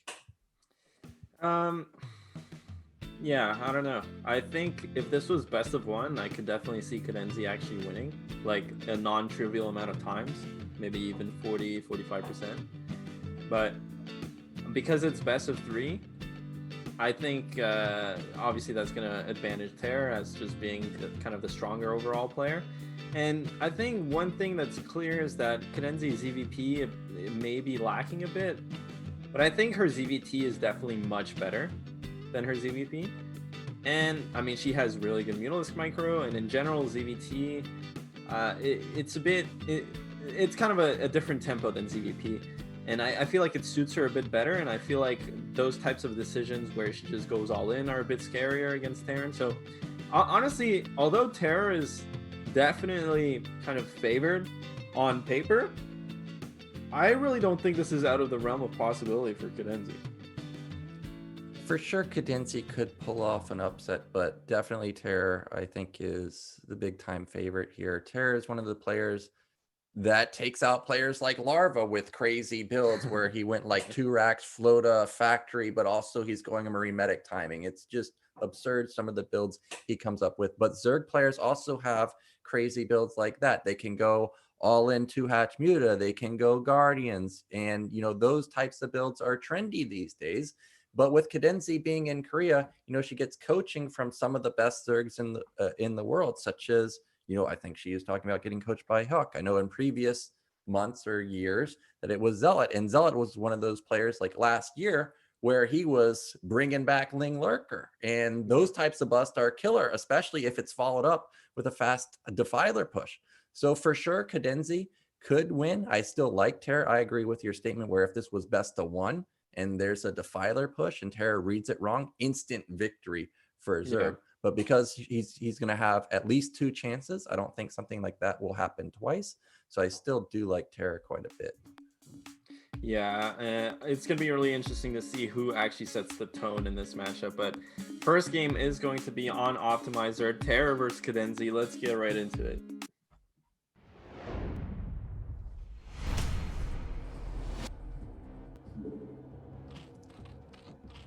So in the bottom left, in the grayish blue, we have our Zerg Hope. It is CadenZie. And in the bottom right, in the magenta Terran from Peru, the one and only 3-base Terran play, it is Terra. Now, Optimizer, man. Every time I feel like we have to comment on this, maybe a couple of weeks down the line, I'll feel, we'll feel pretty confident that everyone knows what's up. But just because this is the first game today on this map, or on this map, I'll run through this map real quick. Now, Optimizer has second gas in the main, but it has a 1000 gas only, and it also has 4 extra mineral patches at the natural for a combined total of 1000 minerals. So as the name implies, Optimizer is all about optimizing builds. It's all about getting that kind of injection of resources into your build to kind of propulse it, into the mid game, into the late game. But at the same time, because you have a couple more resources like the second gas in your main, it also opens up some more aggressive opportunities in certain matchups. Now I'll say this is the dream TVZ map. And not just any kind of TVZ, but this is the dream mech TVZ map, I think. Yeah, in ASTL, we saw a lot of Terran versus Zerg be played with mech, and it wasn't necessarily a camp style. Well, they still were pretty passive, but once they got up to the 11-minute mark, regardless of whether they had 2-1, once they had like 150-60 supply, they ended up going into a very strong push, and a lot of Zerg just ended up being rolled over. Now, what do you think is the reasoning for that? Because even though there's 3 gas here, in my experience playing mech, regardless of how many gas Terran has, if Zerg gets up critical mass queens, like 6, 7, 8 queens, just one after the next, pop, pop, pop, tanks are gonna fall. So what do you think is the reasoning actually that we see mech on this map so often? I really think it's the third gas. I think it's also just the extra minerals at the natural. Like, that injection of resources is just perfect to kind of curve out the Terran build. especially in TVZ, the problem you have with mech is that it's so hard for it to be functional off just 2 gas alone. But at the same time, you don't need that much more gas, because really you want the gas to get into your upgrades going and like your factory count going and like while building Goliaths. But just that extra bit of gas that you get from this 1000 gas geyser at your main, I feel like is enough to essentially allow you to get those extra factories and allow you to get the upgrades and a vessel or 2 if you want. And also the minerals at your natural allow you to get more units faster. So I think it just everything kind of gears itself towards allowing you to establish that sort of mid-game mech army. And like, yeah, you don't have those resources forever, but that also allows you to either go for that really strong timing push like you've been saying that we've seen in ASTL or, you know, in the Korean leagues. But also you can just kind of take your 3rd base after that and have really good timings on your upgrades. Just everything is really good in general for Terran. And also I think the fact that this map, the thing is, Optimizer inherently, like I've said in a previous broadcast, I don't think it's that important for Zerg, because Zerg has always had more access to resources by virtue of the hatchery being 300 minerals, right? Like, that's why I don't think Optimizer as a map plays that well for Zerg. I like how Cadenzi is actually mining out her back minerals first, even though they're the lower mineral count, and that's really only to open up the path to take that 3rd at the mid left. So very nice. And we can see actually Terra going for a factory into a starport. What do you think about that, Nyokin? Yeah, so that's what I was gonna ask you about. Is we have 2 hatch coming in for Cadenzi, and versus someone like Terra, I don't necessarily like 2 hatch versus a scouted wall, because you never know what this guy is doing. This could be 2-fact Goliath, it could be expand Goliath, it could be Wraith, it could be Valkyrie. So I think versus somebody like this, I would prefer to have more econ. If Cadenzi ends up going to hardcore mutas and we see something like Valkyries come out, that's just instantly going to shut down Cadenzi's entire game plan. So I actually would have preferred to have a 3 hatch play, but as played, it is a Wraith opening. Now, only showing 1 is a bit curious, because now this all of a sudden has to... He's going straight into Science Facility. Oh, I think actually, guys, I think we might have lost Nyokin in the middle of his sentence. I think probably his internet cut out or something. So I'll be trying to cover in for his big brain. But yeah, I think Nyokin's probably disconnected here. Anyway, we see this Wraith coming out, and Terra's going straight for the vessels, which is interesting. Not a build that I would have thought on this map that would be very good. I think Nyokin, you're back with us now. Oh, I'm back. Yeah. So he what actually happened. I don't know, dude. It's unfortunate, but the good thing is that you're still here with us, and I don't have to. People don't have to listen to me ramble too much alone. But looks like Terra's going straight for that vessel, which is interesting. And usually, I feel like if you're going straight for a vessel, that's indicative more of bio plays. You see, he's actually starting more production on his racks. What do you think about this? Not going for mech. Yeah, so 1-1-1 style coming in, and versus Zerg players that build their 3rd hatch at their natural to just create a type of wall. I think this is fantastic. Now Cadenzi confirms that this is going to be a vessel follow-up. And as I was saying before I got disconnected, versus someone like Terror who shows you a Wraith, you have no idea what this means. It could be Vault follow-up, it could be 2-port Wraith all in on 1 base, and she really had no idea until right now confirming that it is vessel play. So now she's going to put down a hatchery, but generally, Terrans start pushing across the map aggressively around the 10-minute mark as a 1-1 opener. And Queen's Nest, I think, is just going to be flat out too late to deny a push like that. There's already 1 vessel out, going to have at least 3 or 4, tank follow-up too. I just don't see how Cadenzi holds this incoming attack. Yeah, I mean, this is going to be really strong timing from Terran. Just in general, 1-1-1 lends itself. Well, it's kind of weird because 1-1-1, the problem is that you actually don't have that much production at the timing that you want to hit, or at least you don't have that many units, and kind of your production hits as you're doing your push, but you do have a lot of irradiate to work with. You can see already 1 vessel. I'm sure there's a 2nd vessel somewhere banked up with a bunch of energy. There's enough energy for one irradiate, so it's actually just one vessel, and that's kind of unfortunate. I don't know if it looks like. I mean, I'm assuming that as the irradiate goes off, I'm assuming Terra is also producing another vessel. But yeah, it's gonna be. He's not even producing more vessels, so this is kind of curious. I think Terra's build in general is maybe a bit off here, you know, not really using the extra minerals at his natural, not really using that extra gas at his main, and it's really just a blunder to do that, man. Like, you're missing out on so many resources, and you can see he's a bit starved for resources. He's cutting that vessel production, he's getting into tank production, but these tanks are going to be really late because Cadenzi went straight into Hive. So just in general, I'm really, as you see Cadenzi's worker count shooting up, I think Cadenzi's in a really good spot, man.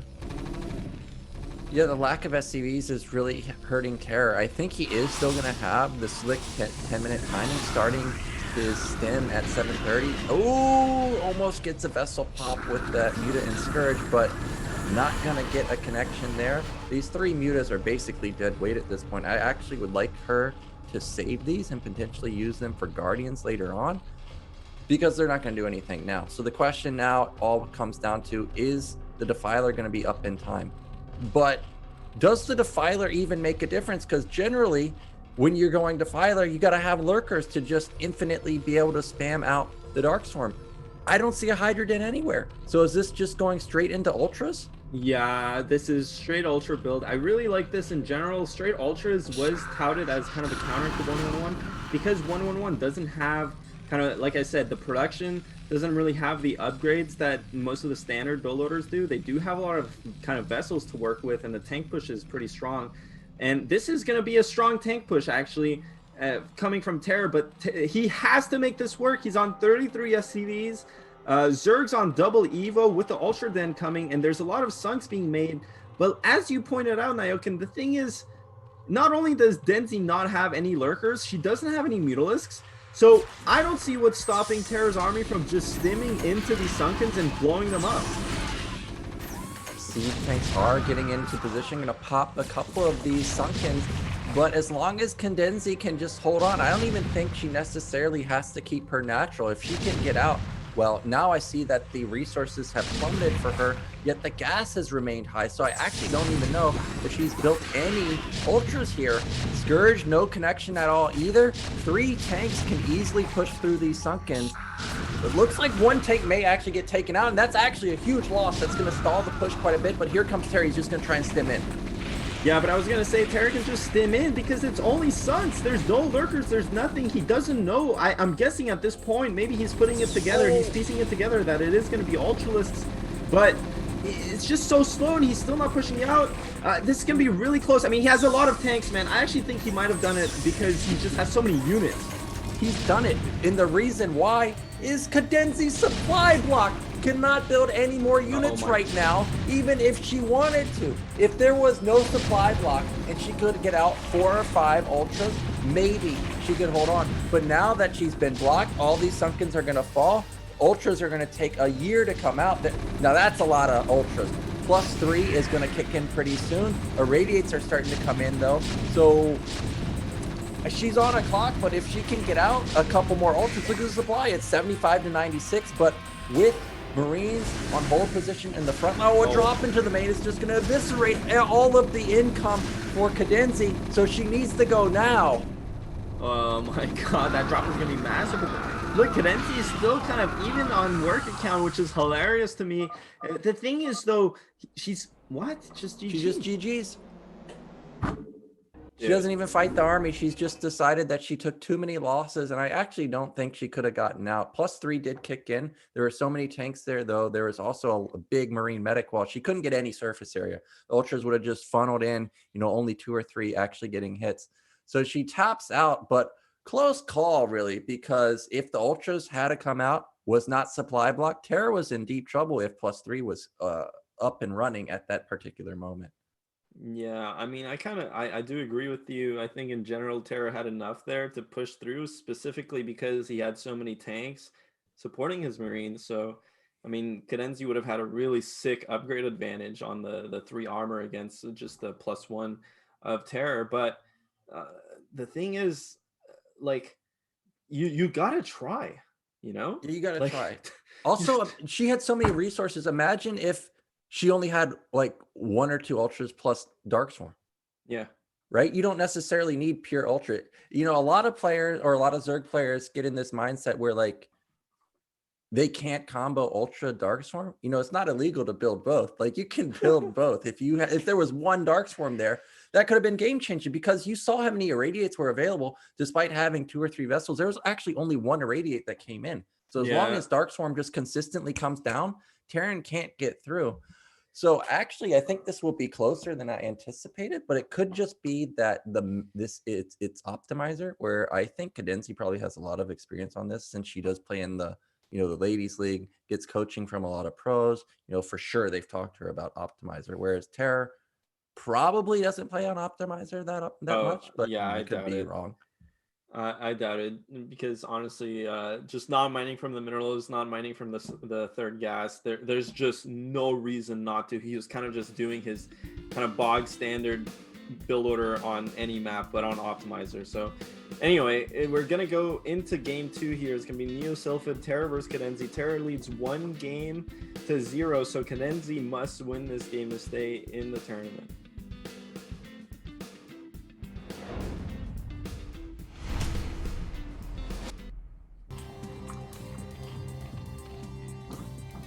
In the bottom left, in the blue, on her last life, it is Cadenzi.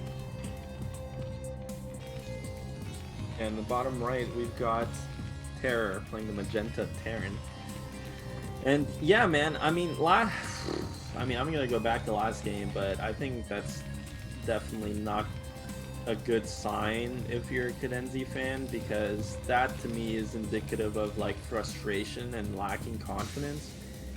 And just leaving the game like that. I mean, the thing is, her build order in general was so massively greedy. I mean, she only made 4 to 6 Mutalisks, which sometimes you do see as a response to vessels, as it looks like Terra's gonna go for a proxy 8 racks.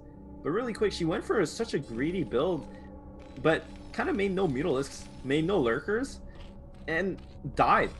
So hopefully this game, like, I'm not really a fan of her build order last game. So hopefully this game she comes up with something different. This is Sylphid, a very kind of standard map, but specifically this position bottom right for Terran is actually kind of tough to deal with Mutalisks on. And I think Cadenzi, if there's something that, one aspect of her game that is on point, is I think when she plays a standard 2-hatch against Terran, playing a standard build order, I think she might, I think she's actually quite strong. But I mean, this isn't standard anything. This is 8 racks opening, and looks like Cadenzi's gonna go for, oh, she already has a pool, so this is actually really good for Cadenzi. But I mean, if Terra identifies this, you can kind of just sit back and take your expansion anyway. It doesn't actually, it looks like Terra went for the gas, so playing very aggressively here. Yeah, so Terror doing Terror things. This is going to be a factory follow-up, and I was really excited to see the overpool. It's going to shut down Terror's build completely, but what I actually would have really liked more is just instant gas. Now, it is an overpool compared to a 12 pool, so the econ's a little bit worse. But as I was talking about going into the series, something like 2-hatch Lurker, something like a Defiler push, all of a sudden is extremely strong versus an opener like this. Lurkers really do shut down a mech opener that we know Terror's opening with. Now, the gas is still relatively fast, and the Lings are already out, so Terror's SCV will not be able to scout that well unless the SCV comes back right now while all the Lings are out of position. I love the wall. Now Terror's going to take no damage, going to be able to get up his factory in time, and he's continuing to mine gas. So what do you think this means? I mean, clearly this is going to be a starport follow-up. I don't think Terra, I've never seen Terra go 2-port Wraith. I think probably the latency is also bad, so I really highly doubt it's going to be 2-port Wraith. But it's definitely going to be a starport. Now, is it going to be something crazy like just Vessel off one base? That could be that could be a possibility, actually, because Cadenzi is the kind of player that kind of always goes, I mean, I feel like she goes Mutalisks more often than not, even though, as you're suggesting, Nyokin, maybe she should try something like 2-base Lurker. I mean, I wouldn't be surprised if she whipped that out, but I feel like she almost always goes Mutalist, and it looks like to me that Terra's actually gonna go straight for the Vessel, and I really like that against Cadenzi, because the idea is if you can kind of shut down her Mutalist harass, then you can get yourself into a nice position in the mid game. Now he's gonna sacrifice a lot of his economy. I mean, he doesn't have a natural going. Denzi, interestingly, has stopped mining gas, which I think in general, I mean, this is just so that she can get this third hatch and this fourth hatch. Or okay, it's just Oh no. a creep colony. Is this vulture just gonna get in the natural though? Like it's It halfway might- across the map and the sunken's just now starting. Yeah, but she still has a couple lings at her base, which I think will be able to kind of buffer. The drones are Oh pulled nice no. and No, positioned. no, not like this, Cadenzi, please. The Oh, drone hatches perfect. Jason Hyman surrounds it like it's Warcraft 3, but we're in space. So really, really, really fortunate there from Cadenzi. The thing is, though, the lings were coming back, and I think there's not much room to micro the vulture in that space there. So it would have been annoying to deal with as Cadenzi. But, I think it wouldn't have been game over even if she didn't get, kind of lucky there. But it looks like Terra actually going for a couple racks here with his starport. So I think this is going to be his build. He's going to go into vessels and he's going to go into marines and he's going to try and go for a really strong one-base attack. And, I mean, this is really scary to deal with as Zerg if he goes straight into Mutalists. Yeah, this is something that I've seen Terra do quite a few times. Yeah. The 3 racks vessel follow-up, it's ridiculously strong. And he did scout and see that Cadenzi was not mining gas in her main for quite a while. He knows that it's not going to be super fast mutas. He knows that at worst, he's just going to pick off a third base. We see it's at a mineral only for Cadenzi. That means it's most likely, well, generally Zergs don't even want a mineral only, so it really isn't going to help her that much. So even if Terror doesn't push in for a victory at the natural, for sure the mineral only is going to go down, as assuming he can find it. Another Overlord is going to go down. He's going to supply block. Luckily, she's built a few Mutalisks here, and now he is not going to find the third hatch. I think just barely out of range of the creep. Is that 3 Overlord kills? It's definitely 2 kills on the, I know there's 3 kills on the Wraith. I mean, I'm assuming that must be 3 Overlord kills, but if it's 3 Overlord kills for a Wraith, that is massive, man. That is a lot of damage. That's a lot of minerals for the Zerg to spend early on. Plus, getting supply blocked. So I think just in general, everything is lining up very well for Terra. Now, again, he is on 1 base, though. So it's not like he's on 20 SCVs. Cadenzi is going to come in here. She's going to spot, okay, wow, that's a lot of racks. She knows there's no natural, so I'm assuming she knows what's up. And at this point, I mean, this is kind of really hard to navigate as Zerg because you don't really play these situations out too much. She sees the vessel. Now, this is only 3 Mutalisks, so that Irradiate is really annoying, but she basically baited out an Irradiate for free. Didn't really take that much damage. She only really made 3 Mutalisks. And in general, this is a really good spot here for Zerg because she powered up so hard, got this third hatchery so fast. She has so many minerals to work with. Now, I would like to see a 4th hatchery go down, and at this point, she can basically kind of hold any push with just mass units, like mass mutaling. I mean, it sounds counterintuitive, but the reality is when Terran's on 1 base like this with massive tech, they don't really have that much, production. I mean, he's going to have a decent amount of production off this 3 racks, but is it going to be enough to deal with kind of 4 hatch Muta Link production? The thing is, the Zerg production just isn't online just yet. So Terror, you can see he's waiting for that range upgrade, which is just a bit over halfway done. And he's threatening a big push. Now he only has 1 Irradiate to work with. Does Cadenzi know this? Yeah, first vessel and marine push is coming. And remember, Terra knows about the third base. There's no Sunkens there just yet. And this is an awkward spot for Cadenzi because the Marines also have +1 weapon. That means that they're just going to get or they're just going to really crush through Lings easily. But Cadenzi doesn't have any other tech. She has to go Mutaling. We see that she's pumping out more Mutalisk, more Scourge, but I have yet to see a single round of Lings. So Yeah. for now, it's pure Muta. But luckily for her, there's also only one Vessel. There's also only one Irradiate. So as long as she can split well, look how tiny this army is. She just It's needs to one. make Lings, dude. Just make the Lings. Finally, a couple come into production. Oh, no. The Radiate is nutty, but yeah, she's not splitting the Mutalisks apart, and that Irradiate did way more damage than it should have. And where that should have been completely easy to... She doesn't even have speed on the Lings, man.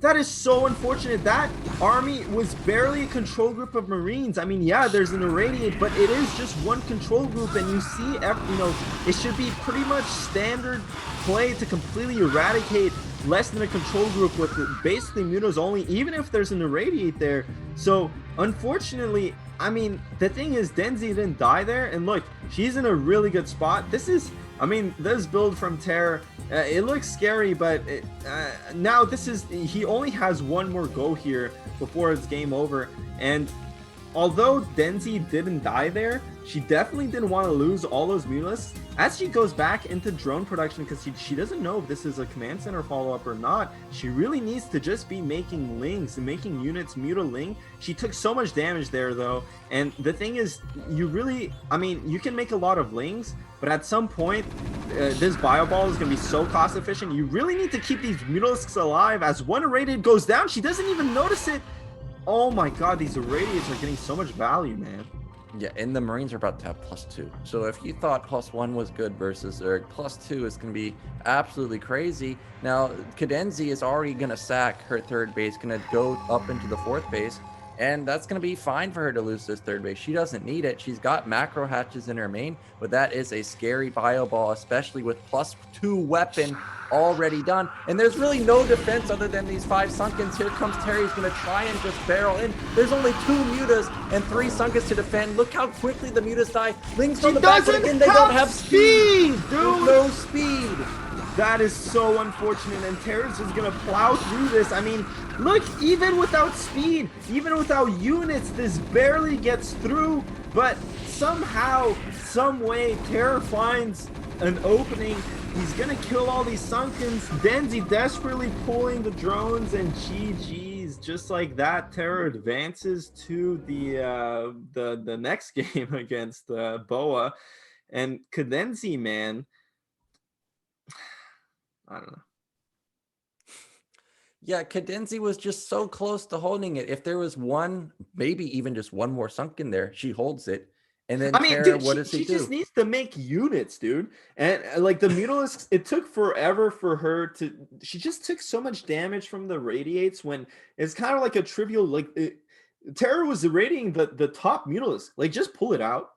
Just make Lings. Make speed. The thing is, like, as a Zerg player, you look at that and you're like, oh my god, Terran has Marine Vessel. Like, how do I deal with... I mean, Mutaling is clearly not the answer to this composition because you're so used to, like, that trained idea from your standard games, right? Like, okay, once the vessels are out, Mutos are completely worthless, and, like, Mutaling is just not going to work against Bio Vessel. But you got to remember, that's one base Terran. One base tech Terran.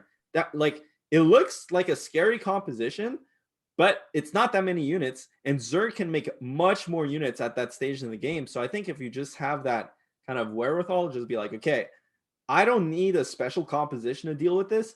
I just need a lot of units. And unfortunately, I think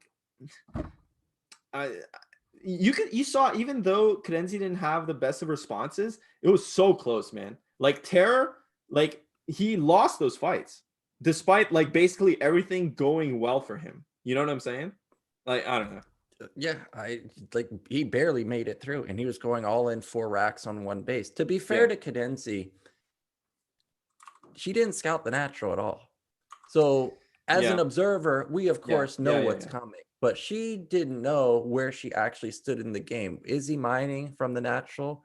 Do I have to drone and actually play, you know, for the macro game? Because if she doesn't drone there and Terra actually has a nat up and running with equal SCV count, he's in a fantastic position. So to be fair to Cadenzi there, I don't hate the choice. It's definitely hard to read. It's definitely hard to read as a Zerg player. But that being said, like you have the resources to check the natural. But I just say this because, you know, I'm being really harsh on Cadenzi, but it's because I feel like it's kind of heartbreaking for me too, and I'm sure it's heartbreaking for her because I feel like she like it was there for her to win both games.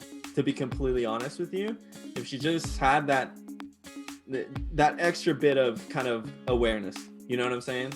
So just in that sense, like I feel like she had the tools to deal with Terra both games, but unfortunately kind of just fell short. And again, Terra, man, the thing is, this guy, he's a tournament like just so experienced and a tournament veteran. He makes it work somehow, and now he's up against Boa, the rematch from the first game. Yeah, so we are going to have a rematch between Terra and Boa as our last chance match.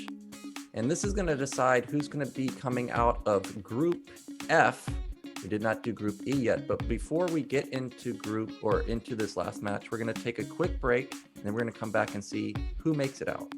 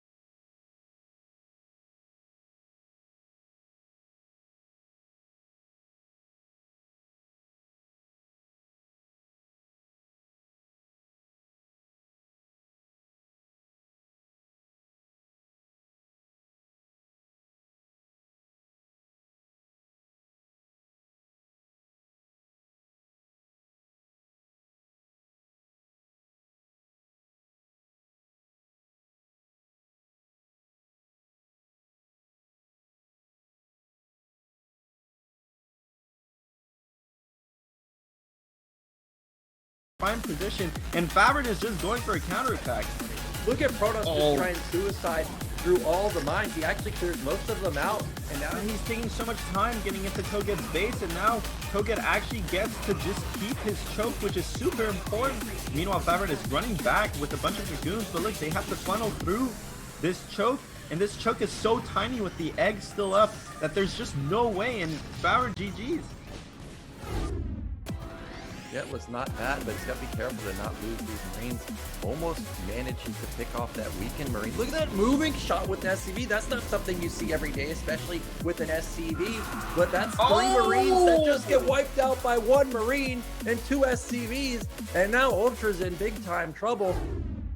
Let's see how well he can trade. There we go. That's a good setup for Ultra, and he does come in, but it looks like Ultra went a bit far forward, And Koget has an overwhelming amount of Ultras now, and this might just be game over.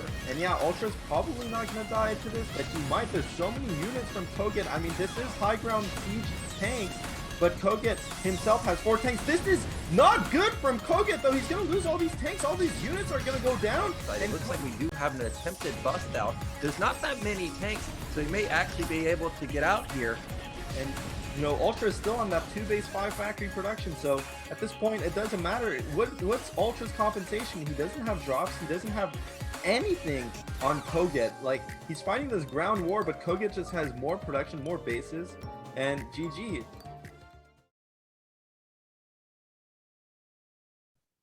Welcome back to the BSL. We just got to see Terror dismantle Cadenzi, but really close games. Cadenzi had a good shot of actually taking out Terror, which would have been a huge upset.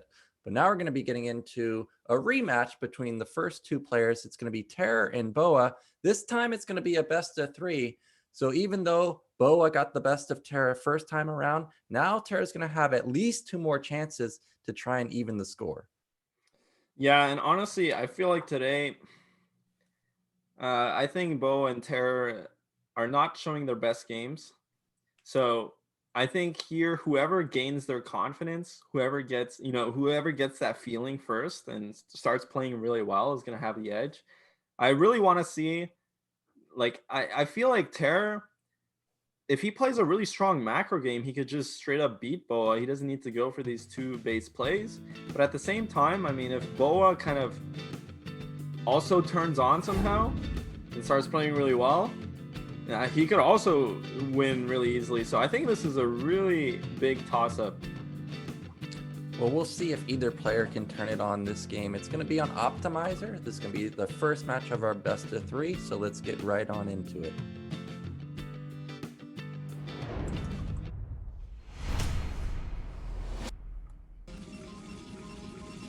In the top left, in the gray, we have our Korean American. It is Boa. In the bottom right, we've got the Peruvian Terran god himself. It is Terror. And yeah, once again on Optimizer for game 1. And I mean, we had this map last week in a PvT, and we saw Koget actually play very beautifully on this map. Koget, kind of one of the only, I feel like I've seen 2 players use this map really well. One was Siki in that ZVZ that we saw on the opening day of BSL, and the other was Koget using the extra resources to kind of boost himself into a 2 base 7 factory push, which is really nice. I don't think you need to go 7 factory every game on this map or something. You can definitely just use it to go into 3 base. But I also thought last week, which was Koget played Ghost of Dark, right? Yeah, we got, was it Ghost of Dark? I think we saw Cryok play Ghost of Dark, and Oh, yeah. So it was Cryok also ended up going into Tank Man on this map, just like Koget did. Koget had so many tanks. It was actually Favorite that Koget ended up facing. Oh yeah, it was Favorite. Yeah, so yeah, I remember now. So it was Favorite, and I was saying it looked like Favorite just didn't have that much stuff. And I feel like on this map, Protoss, for example, can get up to stuff like Arbiter and Templar and a really good maxed army timing. So I think Protoss definitely can also benefit from this map as Terran can. And I'm interested to see if either player is going to do that.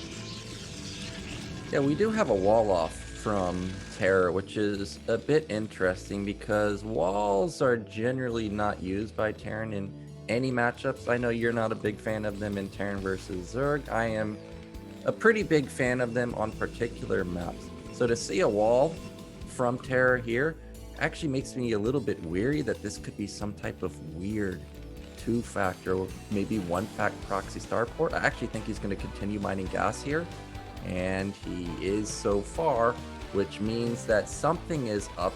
And because he scouted twice, a double scout going on, you know one of these SCVs is going to be intended for probably, I'm thinking, proxy factory. Yeah, it could be proxy factory, it could be proxy starport. Now the thing is, Boa is going to see this one SCV at the bottom left, and he's going to see the SCV go into his base, so he knows there's 2 SCVs on the map. Now obviously this could have just been a double scout, but that's really weird for Terran to do in this matchup. You usually only really see that sometimes in TVZ if Terran scouts Zerg Blast and wants to get a really early scout, secondary scout, just to make sure there's no 9 pool or something running at his base. But yeah, I mean, yeah, I'm not a fan of walling off, but I think on Optimizer in general, there's no reason not to go for this wall, because the map is literally laid out for you to be able to get this link tight wall basically for free with depot racks without really encumbering anything in your main. Like, your main is so, like, there's no trade-off. Like, there's literally no reason not to go for this wall. So I really like Terra's play here, and you can see now he's faking the expansion. Boa doesn't, I'm not even sure if he saw the bunker in the racks, and it's actually going to be a starport, which is interesting to me. I think if you go this starport, you want to proxy at 100% of the time. I wonder if that was his original intention, or if because his SCV got spotted out on the map, I think maybe he changed his mind here and he's going to build it in his base. But the thing is, this okay. So we were both right. 2-fact and also a starport. And it's the follow-up is the most interesting to me from Boa, because Boa's a smart player. You don't get to 2500 rating by just beating your head against the wall and just doing dumb moves. Like, he saw that there's a second SCV out. That doesn't happen in Terran versus Protoss. So for him to just take the Nexus and not respond with a fast second gate is very surprising to me. And now something like a 2-fact opener or vulture drop is going to deal a lot of damage, because now he's got to manage defense at his nat while also managing defense in his main. And Optimizer is one of the best maps for drops. Like, the main is super wide open. Also, he can go through the right side of the map, you know, just straight up and then over the high ground, where it's not like Dragoons can really even intercept the dropship. So I really like this opener from Terror, and I feel like Boa's really dropping the ball since there's still no second gate. Yeah, but I really dislike the fact that the starport is not proxy. Look at how much time. Imagine if this starport was proxied at the top, right? The drop would be out, the vultures would be inside the Protoss base for sure.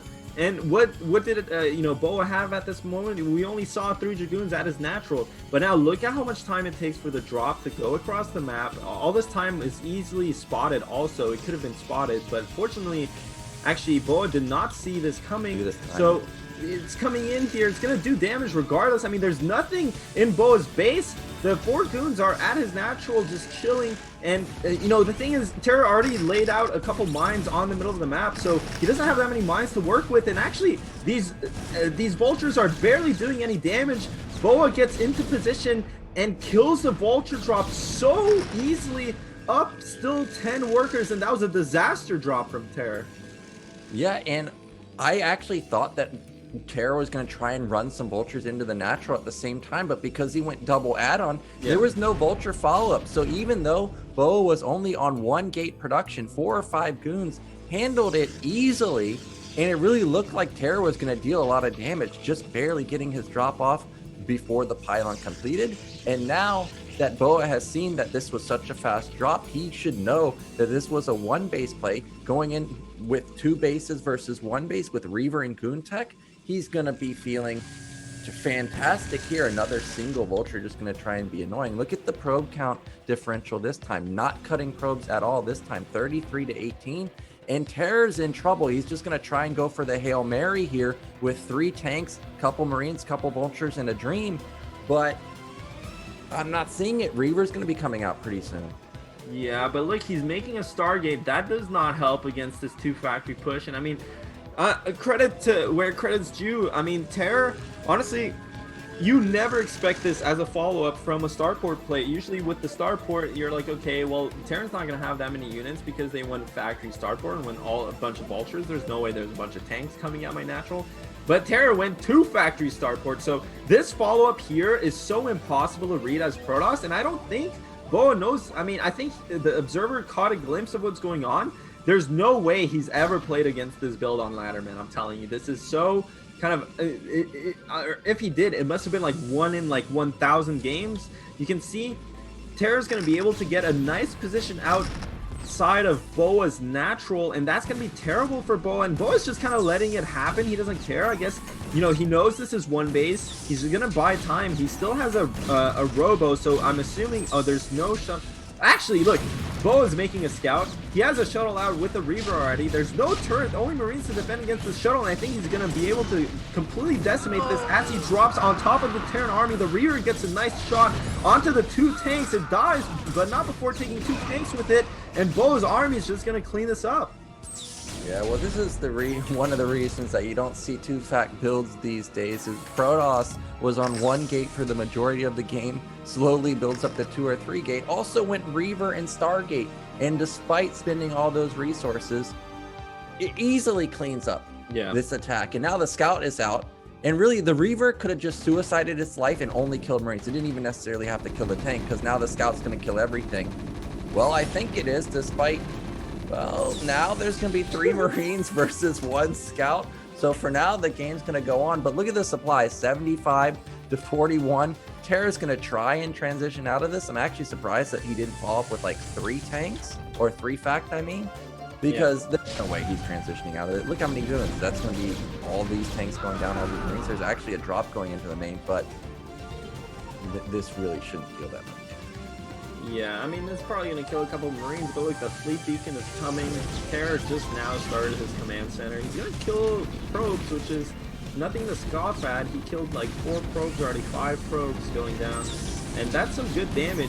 But, I mean, does it really matter here? He still gets another couple probes. That was a lot of damage. I think Bo went down from 40 probes to 32, and this Vulture might get a couple more. No, okay, so this Vulture barely...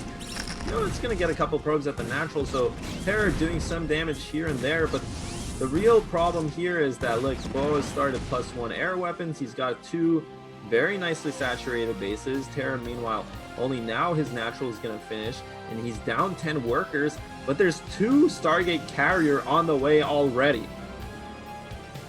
Yeah, and Optimizer being one of those maps with tons of high ground, it would be super punishing even if Terra had gone for a more standard build, but to now just be getting your natural versus a Protoss who's had their natural up and running for quite some time, you're going to be taking a 3rd base, has an overwhelming amount of goons, has way more probes than you, doubling supply. Just what do you do at this point? Terra's even gas starved, so it's not like he could transition into something like Cloaked Wraith and maybe come up with some type of miraculous hold. And really, Boa can do anything he wants. There's almost nothing he can do that would be a bad choice. You could go Arbiter with carriers, it would be fine because it's simply how far Terra is. You can go into Gateway Man. He could just take every base on the map. There's almost nothing that would actually just change the result of this game. Here comes Boa. I think this standing army actually just kills Terra. There's what, 1 tank in a bunker? Yeah, there's there's actually 4 tanks. Yeah, there's 4 tanks, so maybe I think Terra probably doesn't die here. I think the shuttle might get in. A Wraith pops out though to deal with the shuttle, so you know that's nice. But I mean, look, 2 carriers already out, 2 more are going to be incoming. I'm curious to see if Bose is going to send these carriers straight to Terra's base. I feel like he should. It's going to force a lot of turrets. It's going to force Goliaths. You see sometimes Protosses kind of wait and bank on 4 carriers. But that's usually more in a standard game where Terran actually is on par with you also. You kind of want to wait until you get 4 carriers because the 2 carriers are kind of a liability. They just don't do that much damage. And if you start losing carriers, you just lose the game. But in this game specifically, I mean, there's no way Terran has anything. He's so far behind, and sending those carriers straight to the Terran base is just going to tax them even more. And Terran knows this is a desperate situation. He moves out, but Boa's army is already there to meet him. The Reaver drops behind. Yeah, it's GG. Yeah, just instantly taps out. The attack I actually thought was pretty interesting with the 2-fact drop, but easily cleaned up. And Boa had the worst opener he could have gone for, 1 gate. I was really expecting him to just roll over to mines and Vulture drop. But he ends up holding, ends up just steamrolling Terra there. Now, despite the victory, I'm still not convinced with Boa because towards the end, not building any probes, even though nothing was really happening. So I still think Terra's got a good chance, but not with builds like that. And I don't see all-ins really working with Boa. If we're gonna go for harassment, it's got to be with the intention to try and go for a mid-game, late-game play. This all-in style that we saw him pull out versus Cadenzi too, I don't think it's going to have nearly the same success versus someone like Boa. Yeah, I mean, Boa's early game's looking pretty solid, all things considered. And I mean, Terran just doesn't have that many options early game, at least not all in. I mean, I think there's a lot of options if you want to go into command center or into 2 command centers. I mean, he could have went the factory proxy starport expansion. That would have been really good. But just 2 factory starport. I mean, it's creative though. I'll give him that, because I'm telling you, there's no way Protoss ever expects that follow-up. But even in that case where you saw Protoss didn't expect it, I mean, granted, I think the vultures in most other games probably do more damage. So maybe if it did more damage, he could have done something. But you saw Boa was probably completely blindsided by that build, and he still held it very comfortably. So hopefully in game 2 here, I mean, I'm guessing, I don't know, if I'm Terra in this situation, right, like tournament on life on the line, I'm gonna be playing my best game. I'm just gonna be playing standard as solidly as I can. But maybe he's gonna decide to roll the dice. Well, this is about as standard as it gets and about as Terran favored as you're going to get. Next map is going to be Sylphid. We'll see if Terra can actually survive here, or if it's going to be Boa that's going to be moving on into the round of 16 to round out our Group F.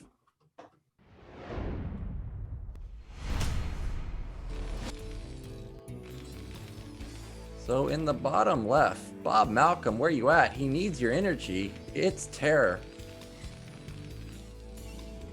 And at the bottom right, we've got Boa playing the Protoss pieces as we keep to the very similar color scheme. What is this, like, what color is this? I mean, I know Terra is magenta, but what color is Boa? Yeah, this looks like it's purple. Actually, I don't think I've even seen this color before. Generally, players, when they pick their color, if they're going to pick a color like this, generally they go with the magenta that Terra. Yeah. This is like violet or something, but yeah, I mean, good thing like Terran is kind of metal schemed and whatever, silver, and Protoss is gold. Yeah, it's so amazing to me, like just from a game design perspective and like how old this game is. But like, man, old Blizzard did a really good job just kind of differentiating everything. Like, even if they have very similar colors, there's never any readability issues. You know, I know for many other games, like that's simply not the case. But anyway, it is going to be game 2 here, Boa versus Terra. Now, Terra again. Terra, I mean, I'll say this, you know, Terra is the birthday boy. So part of me is rooting for him. And I know, again, he's dealing with kind of extraneous circumstances. I don't think he's playing 100%. I think yesterday maybe he partied a bit too hard on his stream. And rightfully so, because, you know, it was his birthday. But this is BSL, man. And it's coming down to the wire. And already, Terror looks like he went for a really fast gas this game. He went 11 racks, 11 gas. I think this was actually 12 gas. It was just, it's a little different when you watch from replays because you see the SCV count says 11, but there's one queued up. Oh yeah, so no, you're it right. actually is standard. No, you're totally right. Meanwhile, Boa is playing pretty standard. And for me, all eyes are just on the gas income for Terra, because once 100 comes, if I see more gas being mined, I already feel like this is almost a guaranteed win for Boa, because if he can hold off harassment with just one gate,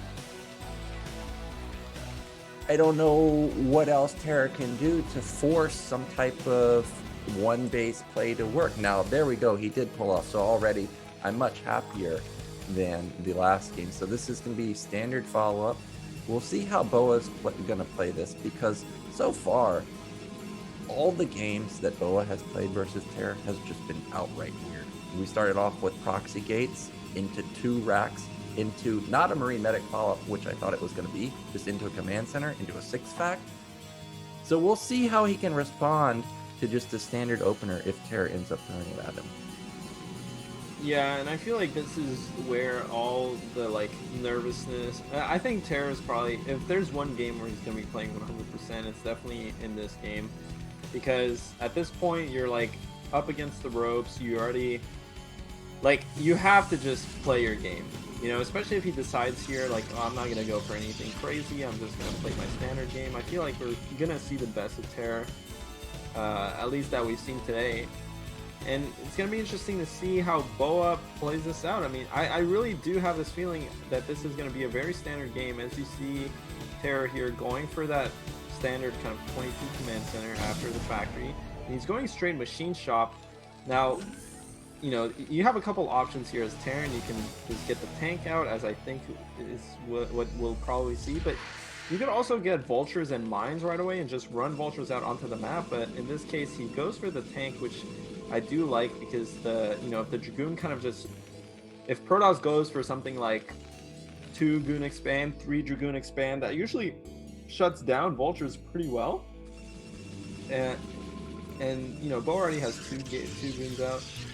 It's looking. Wait a second. It's not looking real standard. No, I don't think this is going to be proxy anything. This is just no. But look at what now. Protoss is making. Yeah, it's a Citadel. Actually, I was going to bring this up is because of the spawns. Mid left is actually a very easy recallable position. Like, it's so open. The direction, just like we were talking about in the Reap the Storm game, where Oyaji had the better positional position there, he could just go straight into the main of Boa and go for, you know, instant Reaver drop. So I'm actually not surprised from this for Boa White versus someone like Terra. I think it's a bit dangerous to not open Observer, but 2-base Arbiter is pretty darn strong too. Now, the Robo follow-up is interesting because I know you and I both have similar experiences on ladder. More and more people these days are actually going into DT drop. So this doesn't necessarily mean that it's fast 2-base Arbiter. This could just be to just go for a 4 DT drop, 2 DT drop, and just put some, you know, multitask pressure on the Terror. Yeah, this is 100% DT drop. That Citadel was way too early to be just for Arbiters. I mean, usually you see Protoss going for a couple more Dragoons. I mean, even with fast Arbiter, I guess it could be one of those variations where you kind of skip Observers altogether, but that's very unlikely. Usually when you see Citadels, and it looks like actually Terra scanned this, so he knows it's coming. I mean, he sees the fast Templar archives, he sees the Robo, already has his eBay, has Academy, and you can see he has his infrastructure going really well. He's going to kill his Comsat to rebuild it so that he has a fresh 50. Okay, he's not going to do it. He should do it. That was actually a really good idea from him. But now it's kind of getting too late to do that. The problem with Terra's build here is that, look, he has Academy, Armory, eBay up, everything up on time. His second factory is a bit delayed, but again, something like DT drop, that's pretty irrelevant, and that's actually fine. You don't need a lot of units against DT drop. Once DT drops, once he sees that this is DT drop, all he has to do is put down his 3rd command center and just play for a really quick expansion. He's going to be a really good spot.